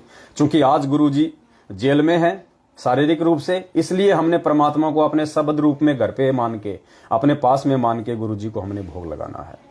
ये गलती बिल्कुल भी नहीं करनी हमने। परमात्मा को अपने से दूर नहीं समझना। परमात्मा शब्द रूप में हम सब आत्माओं के साथ में, वो सक्षम है, जब चाहे वो कोई भी रूप, कोई भी शरीर धारण कर सकता अपनी आत्मा के लिए। तो सब भाई बहनों ने इसी प्रकार से किसी समझदार व्यक्ति को मोबाइल देके और फिर भोग की पूरी आरती, और फिर उस आरती को फेसबुक के ऊपर डालनी है। एक चीज और विशेष ध्यान रखना, जब आप भोग की आरती चलाओ तो ऊपर आपने मैसेज जरूर लिखना है। ये गलती मत कर देना, डायरेक्ट मत चला देना। जब आप लाइव चलाओगे तो वहां पे ऑप्शन आता है कुछ लिखने का, तो आपने क्या लिखना है, सत साहिब आज 8 सितंबर को घर घर में सतगुरु रामपाल जी भगवान को भोग लगा। अपना नाम मत लिखना, अपना गांव मत लिखना, अपना पता मत लिखना। सिर्फ हाँ, आप चाहो तो आप लिख भी सकते हो, लेकिन ऊपर ये लिखना, सत साहिब आज 8 सितंबर को घर पर ही शब्द रूप में प्रकट सतगुरु रामपाल जी भगवान को हलवे राम के साथ में भोग लगा। क्या लिखना है, सत साहिब आज 8 सितंबर को घर पर ही शब्द रूप में प्रकट सतगुरु रामपाल जी भगवान को हलवे राम का भोग लगा। और नीचे फिर आप अपना नाम गांव पता भी डाल सकते हैं, अपना मोबाइल नंबर भी डाल दो, कोई दिक्कत नहीं है। तो ये आपने विशेष तौर से ध्यान रखना है, क्योंकि पुण्यात्माओं ये परमात्मा है, धरती पे प्रकट है, और ये शब्द रूप में अपने प्रत्येक उस आत्मा के पास में, उस आत्मा के साथ में 24 घंटे हर क्षण हर पल प्रकट रहता है। जो आत्मा मर्यादा में रह के गुरु को शब्द रूप में मान लेती है, गुरु को परमात्मा मान लेती है, अंतर्यामी मान लेती है, हाड़ मांस से दूर मान लेती है। क्योंकि पुण्यात्माओं फोटो हम केवल इसलिए सामने रखते हैं कि फोटो को देखेंगे तो गुरुजी की याद आएगी, वरना फोटो का और कोई महत्व नहीं है। हमारे हृदय में परमात्मा है, उस परमात्मा की फोटो हमने हृदय में सेट करनी है, शब्द रूप में परमात्मा को अपने साथ में समझना है। और गुरुजी ने तो स्पष्ट कह रखा है सत्संगों में कि जो इस शरीर को सतगुरु कहता है, गुरुजी अपनी तरफ इशारा करके यूं पकड़ के कि जो मुझ इस रामपाल दास की इस बॉडी को, इस शरीर को जो सतगुरु समझ रहा है, तो शरीर क्या मतलब, ये पहचान भी आ गई, ये चेहरा भी आ गया, फोटो भी आ गई कि वो तो बालक है, अभी बालक है, वो तो अभी बालक है, उसको ज्ञान नहीं है। जो फोटो को ही गुरुजी मान रहा है, इस शकल और सूरत को ही जो गुरुजी मान रहा है, इस शकल और सूरत के अंदर एक और शकल सूरत है, एक और पावर है, वो एक और जो है वो शब्द है, जो कोई भी रूप बना सकता है, कोई भी शकल बना सकता है। हमने वो शब्द रूप को पकड़ना है। शब्द यानी गुरु जी का वचन, गुरु जी का आदेश, वो है हमारा असली गुरु। भाई जो गुरु वचन पे डट गए कट गए फंद 84 के। तो जो व्यक्ति केवल अभी एक फोटो को ही, सतगुरु रामपाल जी भगवान की फोटो को ही यदि वो गुरु जी मान रहे हैं, तो परमात्मा कहते हैं वो नादान है, अभी बालक है, उनको ज्ञान नहीं, अभी समय लगेगा समझने में। इसका मतलब ये भी नहीं कि हम गुरुजी की फोटो रखना छोड़ दें या गुरुजी की फोटो के आगे आरती करना, भोग लगाना छोड़ दें, नहीं, ये तो आजीवन करना है। लेकिन फोटो में गुरुजी नहीं समझना। अगर कोई गुरुजी की फोटो को गाली दे रहा है और हमारे मन में अगर कोई गुस्सा या क्रोध आ रहा है, पुण्यात्माओं हम कमजोर हैं, अभी हम बच्चे हैं फिर अध्यात्म में। आपने परमात्मा को फोटो में समझ रखा है, शब्द रूप में नहीं समझ रखा। अरे गाली लगती है 5 तत्व के इंसान को, चोट लगती है 5 तत्व के इंसान को, गुस्सा आता है 5 तत्व के इंसान को। जो शब्द है, आपने यदि गुरुजी को आपने शब्द रूप में मान लिया, तो शब्द को कौन गाली दे देगा? शब्द को कहां से गाली लगेगी? शब्द को कौन चोट मार देगा? तो इसलिए परमात्मा कहते हैं कि जो व्यक्ति इस बॉडी को ही सतगुरु मान रहा है, मुझ रामपाल को, कहते हैं वो तो अभी बालक है, बालक है। सुनिए परमेश्वर का ये अनमोल सत्संग। इसके बारे में गरीबदास जी कहते हैं, देही को सतगुरु कहे, ये सब धुंधर ज्ञाने चार दाग आता नहीं वाको सतगुरु जाने। इस शरीर की इस बॉडी को सतगुरु जो मान रहे हैं वो तो अभी बालक है। इसके अंदर जो और शरीर युक्त वो सतगुरु है। वो वो मरता नहीं कभी। चार प्रकार के दाग हैं। अंतिम संस्कार चार प्रकार से किया जा रहा अपने यहाँ पर। एक तो दफना देते हैं, मिट्टी में गाड़ देते हैं ईसाई और मुसलमान भाई, और हिंदू और सिख संस्कार कर देते हैं। कुछ ऐसे हैं जो जल प्रवाह कर देते हैं उसको, मच्छी कीड़े मकोड़े खाकर उसके शरीर को दबा देंगे। और कुछ क्या करते हैं, एक मचान बना देते हैं ऊंचा, उस शव को उस पर डाल देते हैं, पशु पक्षी ऊपर के पक्षी आदि खा लेते हैं। तो चार प्रकार से अंतिम संस्कार यानी दाग दिया जाता है। तो परमात्मा कहते हैं, गरीबदास साहब जी कहते हैं, इस देही को सतगुरु कहे, ये सब धुंधर ज्ञान और चार दाग आता नहीं वाको सतगुरु जान। तो यहाँ क्या बता रहे हैं कि परमात्मा जब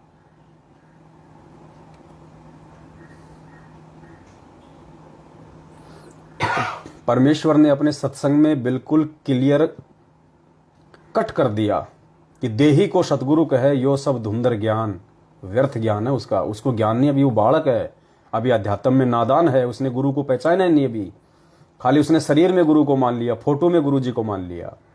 फोटो तो केवल एक भाव पैदा करती है, आपको याद दिलाएगी। बाकी तो गुरु जी ने कह दिया कि देही को सतगुरु कहे, यो सब धुंधर ज्ञान। जो इस बॉडी को सतगुरु मान रहे हैं वो तो अभी बालक है, बालक है। वो तो परमात्मा है। वो जब चाहे जिस रूप में चाहे अपने भगत के सामने प्रकट हो जाएगा अपने भगत का काम करने के लिए। सुनिए, ये सबसे आप इसके बाद गुरु जो है ये सबसे आपका साथी रहेगा। गुरु शब्द रूप में साथ रहेगा आपके, शब्द रूप में शब्द भी चलेगा और साथ में जहां आवश्यकता पड़ेगी अपना शरीर धारण कर लेगा। ये दोनों साथ देता है। तो इस प्रकार से हमने पुण्यात्माओं अब इस भक्ति मार्ग के नेक्स्ट लेवल में सात संगतियों के माध्यम से आगे बढ़ना है। ये हमारा ऊपर का लेवल आ गया। अब शुरू में बच्चा जब स्कूल जाता है तो उसको दिखाया जाता है, आ से आम बोल बोल के गा गा के सुनाया जाता है, आम की फोटो दिखाई जाती है ताकि वो समझ जाए। और जब बच्चा 8वीं 9वीं 10वीं कक्षा में हो जाता है तो ना तो टीचर ये कहता कि आ से आम ये होता है आम, ध्यान रखना कहीं भूल जाओ, मार्केट में कहीं कोई कद्दू उठा के ले आओ आम की जगह। वो सिर्फ ये बोलेगा कि आम फलों का राजा है, आम ये काम करता है। ना फोटो दिखाएगा ना समझाएगा, क्योंकि वो चीजें परमात्मा पहले हमें समझा चुके हैं। बच्चे को वो चीजें पहले उसकी शुरुआती अवस्था में समझा दी गई है। तो इसी प्रकार ये सात संगतियों के माध्यम से भक्ति मार्ग का आगे का लेवल चलेगा, क्योंकि आगामी समय में परमात्मा ये शास्त्र उठा उठा के नहीं दिखाएंगे हमें। परमात्मा मूल ज्ञान देंगे, मूल ज्ञान। अभी तक तो हमारे को केवल भक्ति मार्ग पे परमात्मा ने चलाने के लिए केवल हमारे को उस लायक बनाया है।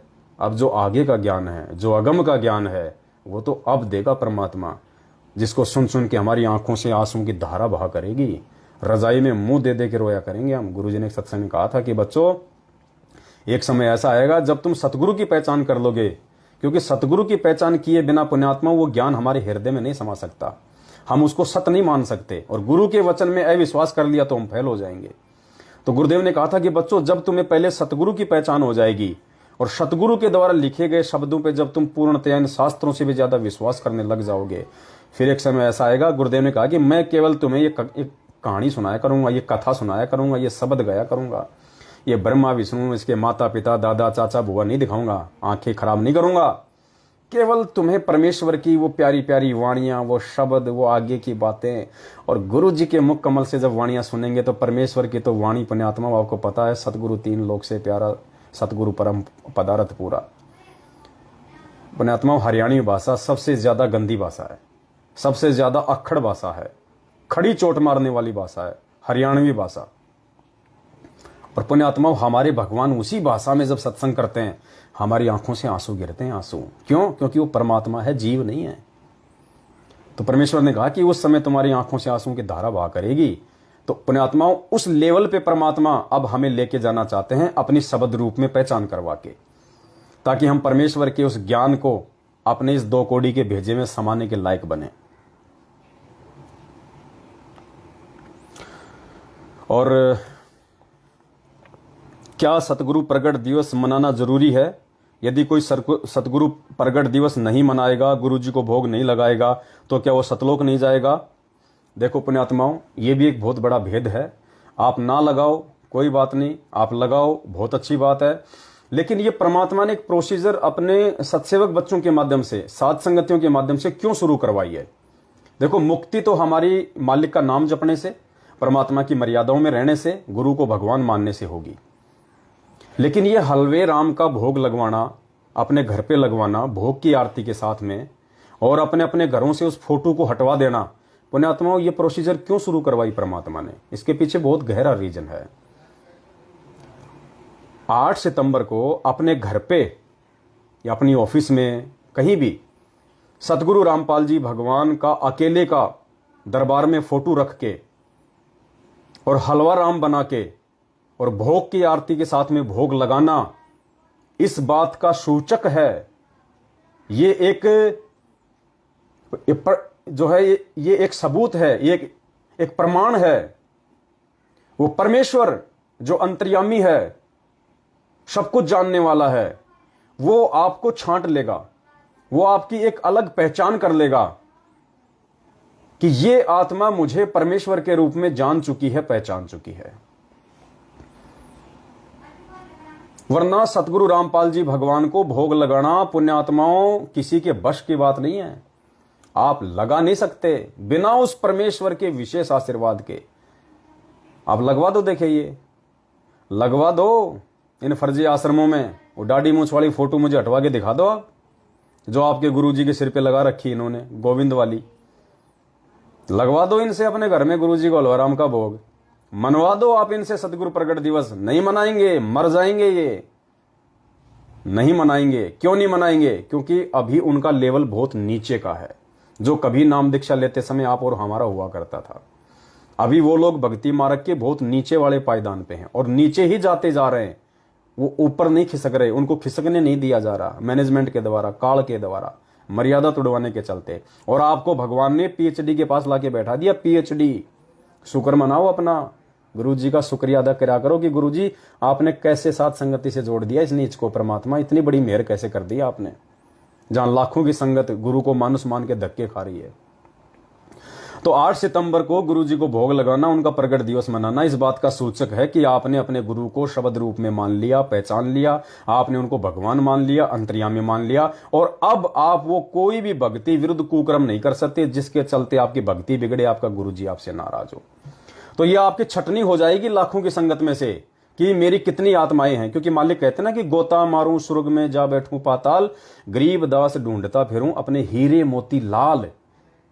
हीरे मोती लाल का ही नाम क्यों लिया परमात्मा ने? लोहा भी है, कोडी भी है, पैसा भी है, कबाड़ भी है, मिट्टी भी है, पत्थर भी है, कंकड़ भी है, सब कुछ है। हीरे मोती लाल यानी विशेष आत्मा, क्योंकि ये विशेष रत्न है। हीरे मोती लाल जो है सबसे महंगे हैं, ये विशेष रत्न है। बाकी तो पत्थर की भी कीमत है। आप मकान बनाओगे तो आपको कोई फ्री में थोड़ी देगा पत्थर, वो भी आपको 2-4 हजार रुपए की एक ट्रॉली मिलेगी, उनकी भी कीमत है। लेकिन उन सबसे ज्यादा कीमत की किसकी है? हीरे मोती लाल की। ये विशेष रत्न है। तो परमेश्वर अपनी विशेष आत्माओं के लिए ही यहां पे सारा खेल खेलता है, ये लीला करता है परमात्मा। तो उन विशेष आत्माओं की छटनी हो जाएगी कि हीरे मोती लाल कौन है मेरे। क्योंकि परमात्मा कहते हैं गुरु और गोविंद दो ही कर जानी। परमेश्वर की वाणी है कि गुरु और गोविंद, कि गुरु अलग होता है और गोविंद अलग होता है। संत रामपाल जी अलग है, दाढ़ी मूंछ वाला जो कबीर है वो असली भगवान है, वो अलग है। तो परमेश्वर कहते हैं गुरु और गोविंद दो ही कर जानी, उसके घट में काल समानी। उसके घट में काल भगवान समाया रहेगा। गुरु गोविंद दो नहीं भाई, और जो दो समझेगा वो नरक में जाई, दोजक में जाई। ये परमेश्वर की वाणियां हैं। और मालिक कहते हैं गुरु पढ़तर कोई और न आना, गुरु सेवय कोई चतुर सयाना। क्या कहते हैं परमात्मा? गुरु सेवय कोई चतुर सयाना। सबके लिए नहीं कहा परमात्मा ने कि गुरु की भक्ति सभी कर लेंगे, गुरु की पूजा सभी कर लेंगे। गुरु सेवय, सेवय यानी पूजा करना, भक्ति करना गुरु की। गुरु सेवय कोई चतुर सयाना। चतुर सयाना यानी जिसके हृदय में तत्व ज्ञान समा गया है, जिसको काल ठग नहीं सकता। तो गुरु सेवय कोई चतुर सयाना। और गुरु पटतर, पटतर यानी समान, पैरालल, उसके बराबर, गुरु के बराबर, गुरु पटतर, गुरु सेवय कोई चतुर सयाना, गुरु पटतर कोई और न आना, गुरु के समान और दूसरा नहीं आ सकता कोई। इसलिए कहते हैं सात दीप नौ खंड में गुरु से बड़ा ना कोई, करता करे ना कर सके। तेरा वो कबीर जिसको तू भगवान मान रहा अनजाने में, वो भी वो नहीं कर पाएगा जो गुरु करे सो होए। और कहते हैं हरि सेवा युग 4 है और गुरु सेवा पल एक। एक पल क्या होता है? ऐसे आंख झपकना एक पल हो गया। ये जो पल के है ना, एक बार जो झपकती इसको कहते हैं एक पल। तो कहते हैं उस कबीर की, या जिसको तू भगवान मान रहा अनजाने में, ब्रह्मा विष्णु महेश को या देवी को, माता को, कहते हैं उसकी तू चाहे तू 4 युग 40,20,000 वर्ष का होता है 4 युग, उसकी तू इतने समय तक सेवा कर ले, भक्ति कर ले, भोग लगा ले। और अपने गुरु को भगवान मान के यदि तूने एक पल भी यदि उनकी भक्ति कर ली, उनके मंत्रों का जाप कर लिया, तो कहते हैं इतना अंतर है। इसलिए परमात्मा कहते हैं गुरुपद सेव बिरला कोई। हर किसी के लिए नहीं कहा परमात्मा ने। गुरु की पूजा हर कोई नहीं कर सकता। अकेले गुरु को भगवान मान के पूजना हर किसी के बस में नहीं है। ये तो युगों युगांतरों के बाद पुण्यात्माओं, पता नहीं कैसे भगवान ने मेहर बख्श दिया आप और हम पे। परमात्मा पुण्यात्माओं, ये ज्ञान तो ब्रह्मा विष्णु महेश की समझ में नहीं आया। जब परमात्मा ज्ञानी रूप में उनके पास गए थे, उनको भी समझ में नहीं आया ये ज्ञान। और हम जैसे 2 कोटि के जीवों को भगवान ने ज्ञान समझा दिया, तो हमने अपनी औकात से भी नहीं समझा, भगवान ने समझाया। अब भगवान ने औरों को क्यों नहीं समझाया? अपनी संगत में औरों को क्यों नहीं समझाया? हम साथ संगत वालों को क्यों समझाया? क्योंकि आप हीरे मोतीलाल हैं, अब की बार लेके जाना, भगवान ने छोड़ के नहीं जाना। इसलिए गुरुजी कहते हैं भक्ति चाहे कम कर लेना, थोड़ी हो जाए कोई दिक्कत नहीं है, लेकिन मर्यादा, चाहे गर्दन कटानी पड़ जाए लेकिन मर्यादा नहीं तोड़नी गुरुजी की। चाहे औरत घर से भगे तो भागने दे, उसको बोल तू कल जा रही, अभी निकल फटाफट, कोई दिक्कत नहीं मुझे, प्यार से, प्रेम से, लड़ाई झगड़े से नहीं, अभी निकल जा, कल की निकलती अभी निकल। अगर आपकी पत्नी नहीं मानती है तो बोल दो भाई कल की निकलती अभी निकल। माँ बाप नहीं मान रहे तो माँ बाप को घर से नहीं निकालना कि तू कल का निकलता अभी निकल, नहीं, आपने उस घर से निकल जाना है।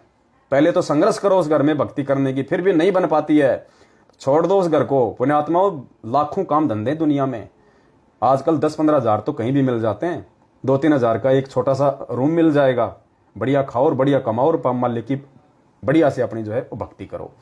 तो चाहे गर्दन कट जाए लेकिन मर्यादा नहीं तोड़नी पुण्यात्माओं। अगर मर्यादा तोड़ दी तो पुण्यात्मा चाहे कितने अलविराम के भोग लगा लेना, कितना गुरु जी को परमात्मा मान लेना, परमात्मा निर्मोही है। परम शक्ति संगीतम रिद्धि सिद्धि दाता सोही, अविगत गुण है अतीतम सत्य पुरुष निर्मोही। ये किसी का सगा नहीं है, फिर ये किसी का सगा नहीं है, चाहे कितने आंसू बहा लेना उसके बाद में। तो इस प्रकार से पुण्यात्माओं, हमने भक्ति मार्ग में अब आगे बढ़ना है, आगे हमने चलना है, और इस प्रकार से हमने परमात्मा को भोग लगाना है। वरना भोग लगाना कोई आवश्यक नहीं है, लेकिन परमात्मा आज वर्तमान में चेक करेगा कि कितने हैं मेरे जो मुझे पहचान पाए हैं। क्योंकि भोग तो भगवान को लगता है ना, भोग तो भगवान को लगता है। तो पहले कोई भगवान पहचानेगा तभी तो भोग लगाएगा। पुण्यात्मा 1994 से, जब से गुरुजी ने भक्ति बोध पुस्तकें छपवाई थी, उसी समय से गुरुजी ने भोग की आरती लिखी हुई है। क्या 27 साल से किसी ने भोग की आरती की अपने घर पे? वो भगवान ही कर रहा था आश्रम में, दाढ़ी मूछ वाली फोटो को सामने रख के। क्यों? मजबूरी थी। जो अपने गुरुजी को भगवान नहीं मानेगा तो भगवान तो भक्ति करवाने के लिए किसी और को भगवान मान के भोग लगाएगा। गुरुजी ने देखा कि ये गधे इतना ज्ञान लेने के बाद मुझे भगवान नहीं मान रहे, तो मैं तो कम से कम किसी और को भगवान मान के कम से कम इनकी भक्ति तो बनवाऊं। और जिस दिन आत्मा अपने गुरुजी को पहचान लेगी कि गुरु बड़े हैं गोविंद से, और मन में देख विचार हरि सुमरे सो वारी है, गुरु सुमरे होए पार, उस दिन वो दाढ़ी मूछ वाले को हटा देगा अपने घर से, रामकृष्ण को हटा देगा। उस दिन फिर अपने गुरुजी को ही रामकृष्ण मान के, सबसे बड़ा भगवान मान के, पूर्ण ब्रह्म परमात्मा मान के, फिर वो भोग लगाएगा। ये आरती परमात्मा इंतजार कर रहे थे 27 साल से, ये आरती लिख के कि देखता हूं मेरे कौन बच्चे मुझे पहचान के और मुझे भगवान मान के इस भोग की आरती को भोग लगाना शुरू करेंगे। पुण्यात्माओं, ये भोग की आरती 27 साल से इस भक्ति बोध पुस्तक में बंद है। ये तरस रही थी आरती कि कब मुझे यूज में लेंगे, कब मुझे यूज में लेंगे उस परमात्मा के चरणों में, कब मुझे सौभाग्य मिलेगा। ये शब्द जो है ये तरस रहे थे कि हमें कब वो परम सौभाग्य प्राप्त होगा जब कोई आत्मा उस भगवान को पहचान के और इन शब्दों के माध्यम से उसका गुणगान करेंगी। तो पुण्यात्माओं, आप हैं वो साध संगत से जुड़े हुए भाई बहन, हीरे मोती लाल, जो इस पुस्तक के भी भाग खुल गए, जो आपने भगवान को पहचान के और भोग की आरती करनी शुरू कर दी। नहीं 27 साल हो गई, किसी भी भगत ने गुरु जी को भगवान मान के भोग की आरती के साथ भोग नहीं लगाया, केवल गुरु जी ही आरती करते रहे। तो इसलिए भोग की आरती जरूरी है, कंपलसरी है। और पुण्यात्माओं, भाड़ बाका नहीं हो सकता, भगवान साथ में है अगर मर्यादा में रहेंगे तो। डॉक्टर भी यही कहता कि भाई गोली दवाई अगर 1-2 टाइम नहीं खा सके, भूल जाए, कोई दिक्कत नहीं, लेकिन परहेज मत तोड़ देना। जो नियम बता दिए, खट्टा नहीं खाना, मीठा नहीं खाना, अगर वो नियम तोड़ दिए, फिर चाहे तू 24 घंटे दवाई खाता रहे, कोई फायदा नहीं होगा। तो यही बात गुरुजी कहते हैं कि बच्चों, मेरा वचन मत तोड़ देना, मेरा नियम मत तोड़ देना। भक्ति की किसी कारण से अगर थोड़ी बन जाए कोई दिक्कत नहीं है, लेकिन नियम मत तोड़ना। और सबसे बड़े नियम क्या है? गुरुजी को भगवान मानना, गुरुजी को अपने हृदय में मानना। मौकों कहाँ ढूंढे रे बंदे, मैं तो तेरे पास में। और मालिक कहते हैं, दिल अंदर दीदार दर्शन, बाहर अंत ना जाइए। पुण्यात्माओं, एक हिरण होता है, हिरण गुरुजी ने बताया, उस हिरण को जब तक मालूम नहीं होता है, जब तक उसको पता नहीं होता है, वो उस महक के पीछे दौड़ता है। उस महक के पीछे जो निर्गुण होती है, दिखाई नहीं देती, वो सरगुण रूप में, शरीर रूप में उसकी नाभि में होती है, लेकिन उसको दिखाई नहीं देती क्योंकि उसकी बुद्धि इतनी काम नहीं करती, वो नीचे देख नहीं पाता। वो सरगुण कस्तूरी जिसकी महक से वो पागल हुआ जा रहा था, भटक रहा था, उसको ढूंढता फिर रहा था, वो उसकी नाभि में थी, साकार रूप में थी, लेकिन वो उसको निराकार मान के उसकी खोज में भटक रहा था, इधर उधर इधर उधर। और किसी व्यक्ति ने उसकी गर्दन पकड़ के नीचे कर दी और दिखाया कि देख ये री साकार रूप में, जिसको तू निराकार मान रहा है, जिसको तू बाहर ढूंढ रहा है, वो देख तेरे अंदर, तेरी नाभि में है। फिर वो गुरुजी कहते हैं, वो हिरण क्या करता है, फिर वो उसको मालूम पड़ेगा कि ये तो यहीं से आ रही है, फिर वो श्वासों सांस, श्वासों सांस, श्वासों सांस, फिर वो नहीं भटकता, बैठ जाएगा एक जगह, मदोस हो जाएगा, भले खाना नहीं खाएगा, नींद भी नहीं लेगा, लेकिन बस मस्त हो जाएगा फिर वो। तो पुण्यात्माओं, ये जितने भी भाई बहन हमारे जो सतलोक आश्रम मैनेजमेंट हरियाणा के पीछे साकार रूप में, शब्द रूप में, जो हमारे घर पे भगवान बैठा हुआ है, हमारे दिल में भगवान बैठा हुआ है गुरुजी, उसको इन फर्जी आश्रमों में उस मूर्ख हिरण की तरह अज्ञानता में ढूंढते ढूंढते ढूंढते, ढूंढता तो कौन है? कोई 5% होंगे जो इन आश्रमों में भगवान के लिए जा रहे होंगे। 95% तो खाली अपने लड़के लड़कियों के रिश्ते बनाने के लिए और बकवाद करने के लिए, सेटिंगबाजी करने के लिए। पुण्यात्माओं, तुम्हें पता नहीं अभी कितना गंदा खेल चल रहा है इन आश्रमों में, कितना गंदा खेल, जानबूझ के सेटिंग करवाई जा रही है लड़के लड़कियों की, जानबूझ के बहुत गंदा खेल चल रहा है वासना का। तो ये भटक रहे हैं क्योंकि ये उस हिरण की तरह है, इनको ज्ञान नहीं अभी। और हमें परमात्मा ने गर्दन पकड़ के सात संगति में जोड़ के दिखा दिया कि बेटा देख, ये नाभि तेरी गर्दन में, यहां है तेरी नाभि में एक कस्तूरी, क्यों भटक रहा है? मैं तो तेरे पास में हूं। मौकों कहां ढूंढे रे बंदे, मैं तो तेरे पास में, और खोजी होए तुरंत मिल जाऊं, एक पल ही की तलाश में।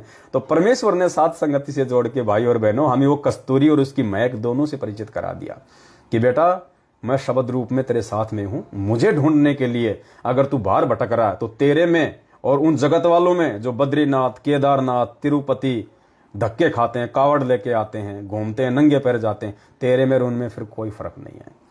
तो पुण्यात्माओं, ये आप और हमारा परम सौभाग्य है कि परमेश्वर ने हमें अपनी पहचान करवा दी और हम उनको पहचान गए। ये भी गुरुदेव का विशेष आशीर्वाद, उसी से संभव है। वरना पुण्यात्माओं, हम तो यहाँ पे अगर कोई नकली असली कोई मिठाई ला के रख दे, हम तो उसको खा जाते हैं, वही नहीं पता चलता है डालडा में एक देसी घी में। भगवान को क्या पहचानेंगे? तो भगवान स्वयं अपनी पहचान करवाता है। इसलिए भगवान, गुरु भगवान का ही गुणगान करना चाहिए, गुरु भगवान को ही बारंबार धन्यवाद देना चाहिए। और परमेश्वर दया करें, सभी भाई बहन 8 सितंबर को अपने अपने घरों में प्यार प्रेम के साथ में, कोई घर वाला कुछ कह दे तो सुन लेना पुण्यात्माओं, थप्पड़ मारे तो खा लेना, मन में भी उसके प्रति कोई क्रोध, कोई गुस्सा लेके नहीं आना। फिर देखना कैसे भगवान उन आत्माओं को चेंज करता है, रिमोट मालिक के हाथ में है। तो बस आज के लाइव वीडियो में केवल इतना ही, और फिर 8 सितंबर के बाद में परमात्मा दया करेंगे, हम लाइव आएंगे, भाई बहनों को संगत जागृति अभियान के तहत सूचनाएं देते रहेंगे, जानकारी देते रहेंगे, ताकि हम गलतियां ना करें और भगवान के आने तक हम लोग दृढ़ बने रहें। बाद में तो दृढ़ हो ही जाएंगे, उनके आने तक ही चिंता है, बाकी की कोई टेंशन नहीं है। तो जाते जाते सभी भाई बहन वीडियो को एक बार फिर से ज़्यादा से ज़्यादा शेयर कर दें, और दास से कोई गलती हुई है तो मैं अपने सभी भाई बहनों से क्षमा याचना मांगूंगा। कान पकड़ के अपना छोटा भाई समझ के, नादान समझ के माफ करना, और पूज्य गुरुदेव भगवान से प्रार्थना करूंगा, परमेश्वर भाई बहनों को समझाने में मनसा वाचक कर्मना कोई त्रुटि हो, दास आपको कोटि कोटि दंडवत क्षमा याचना करता है। सत साहिब बंदी छोड़ सतगुरु रामपाल जी भगवान की जय हो।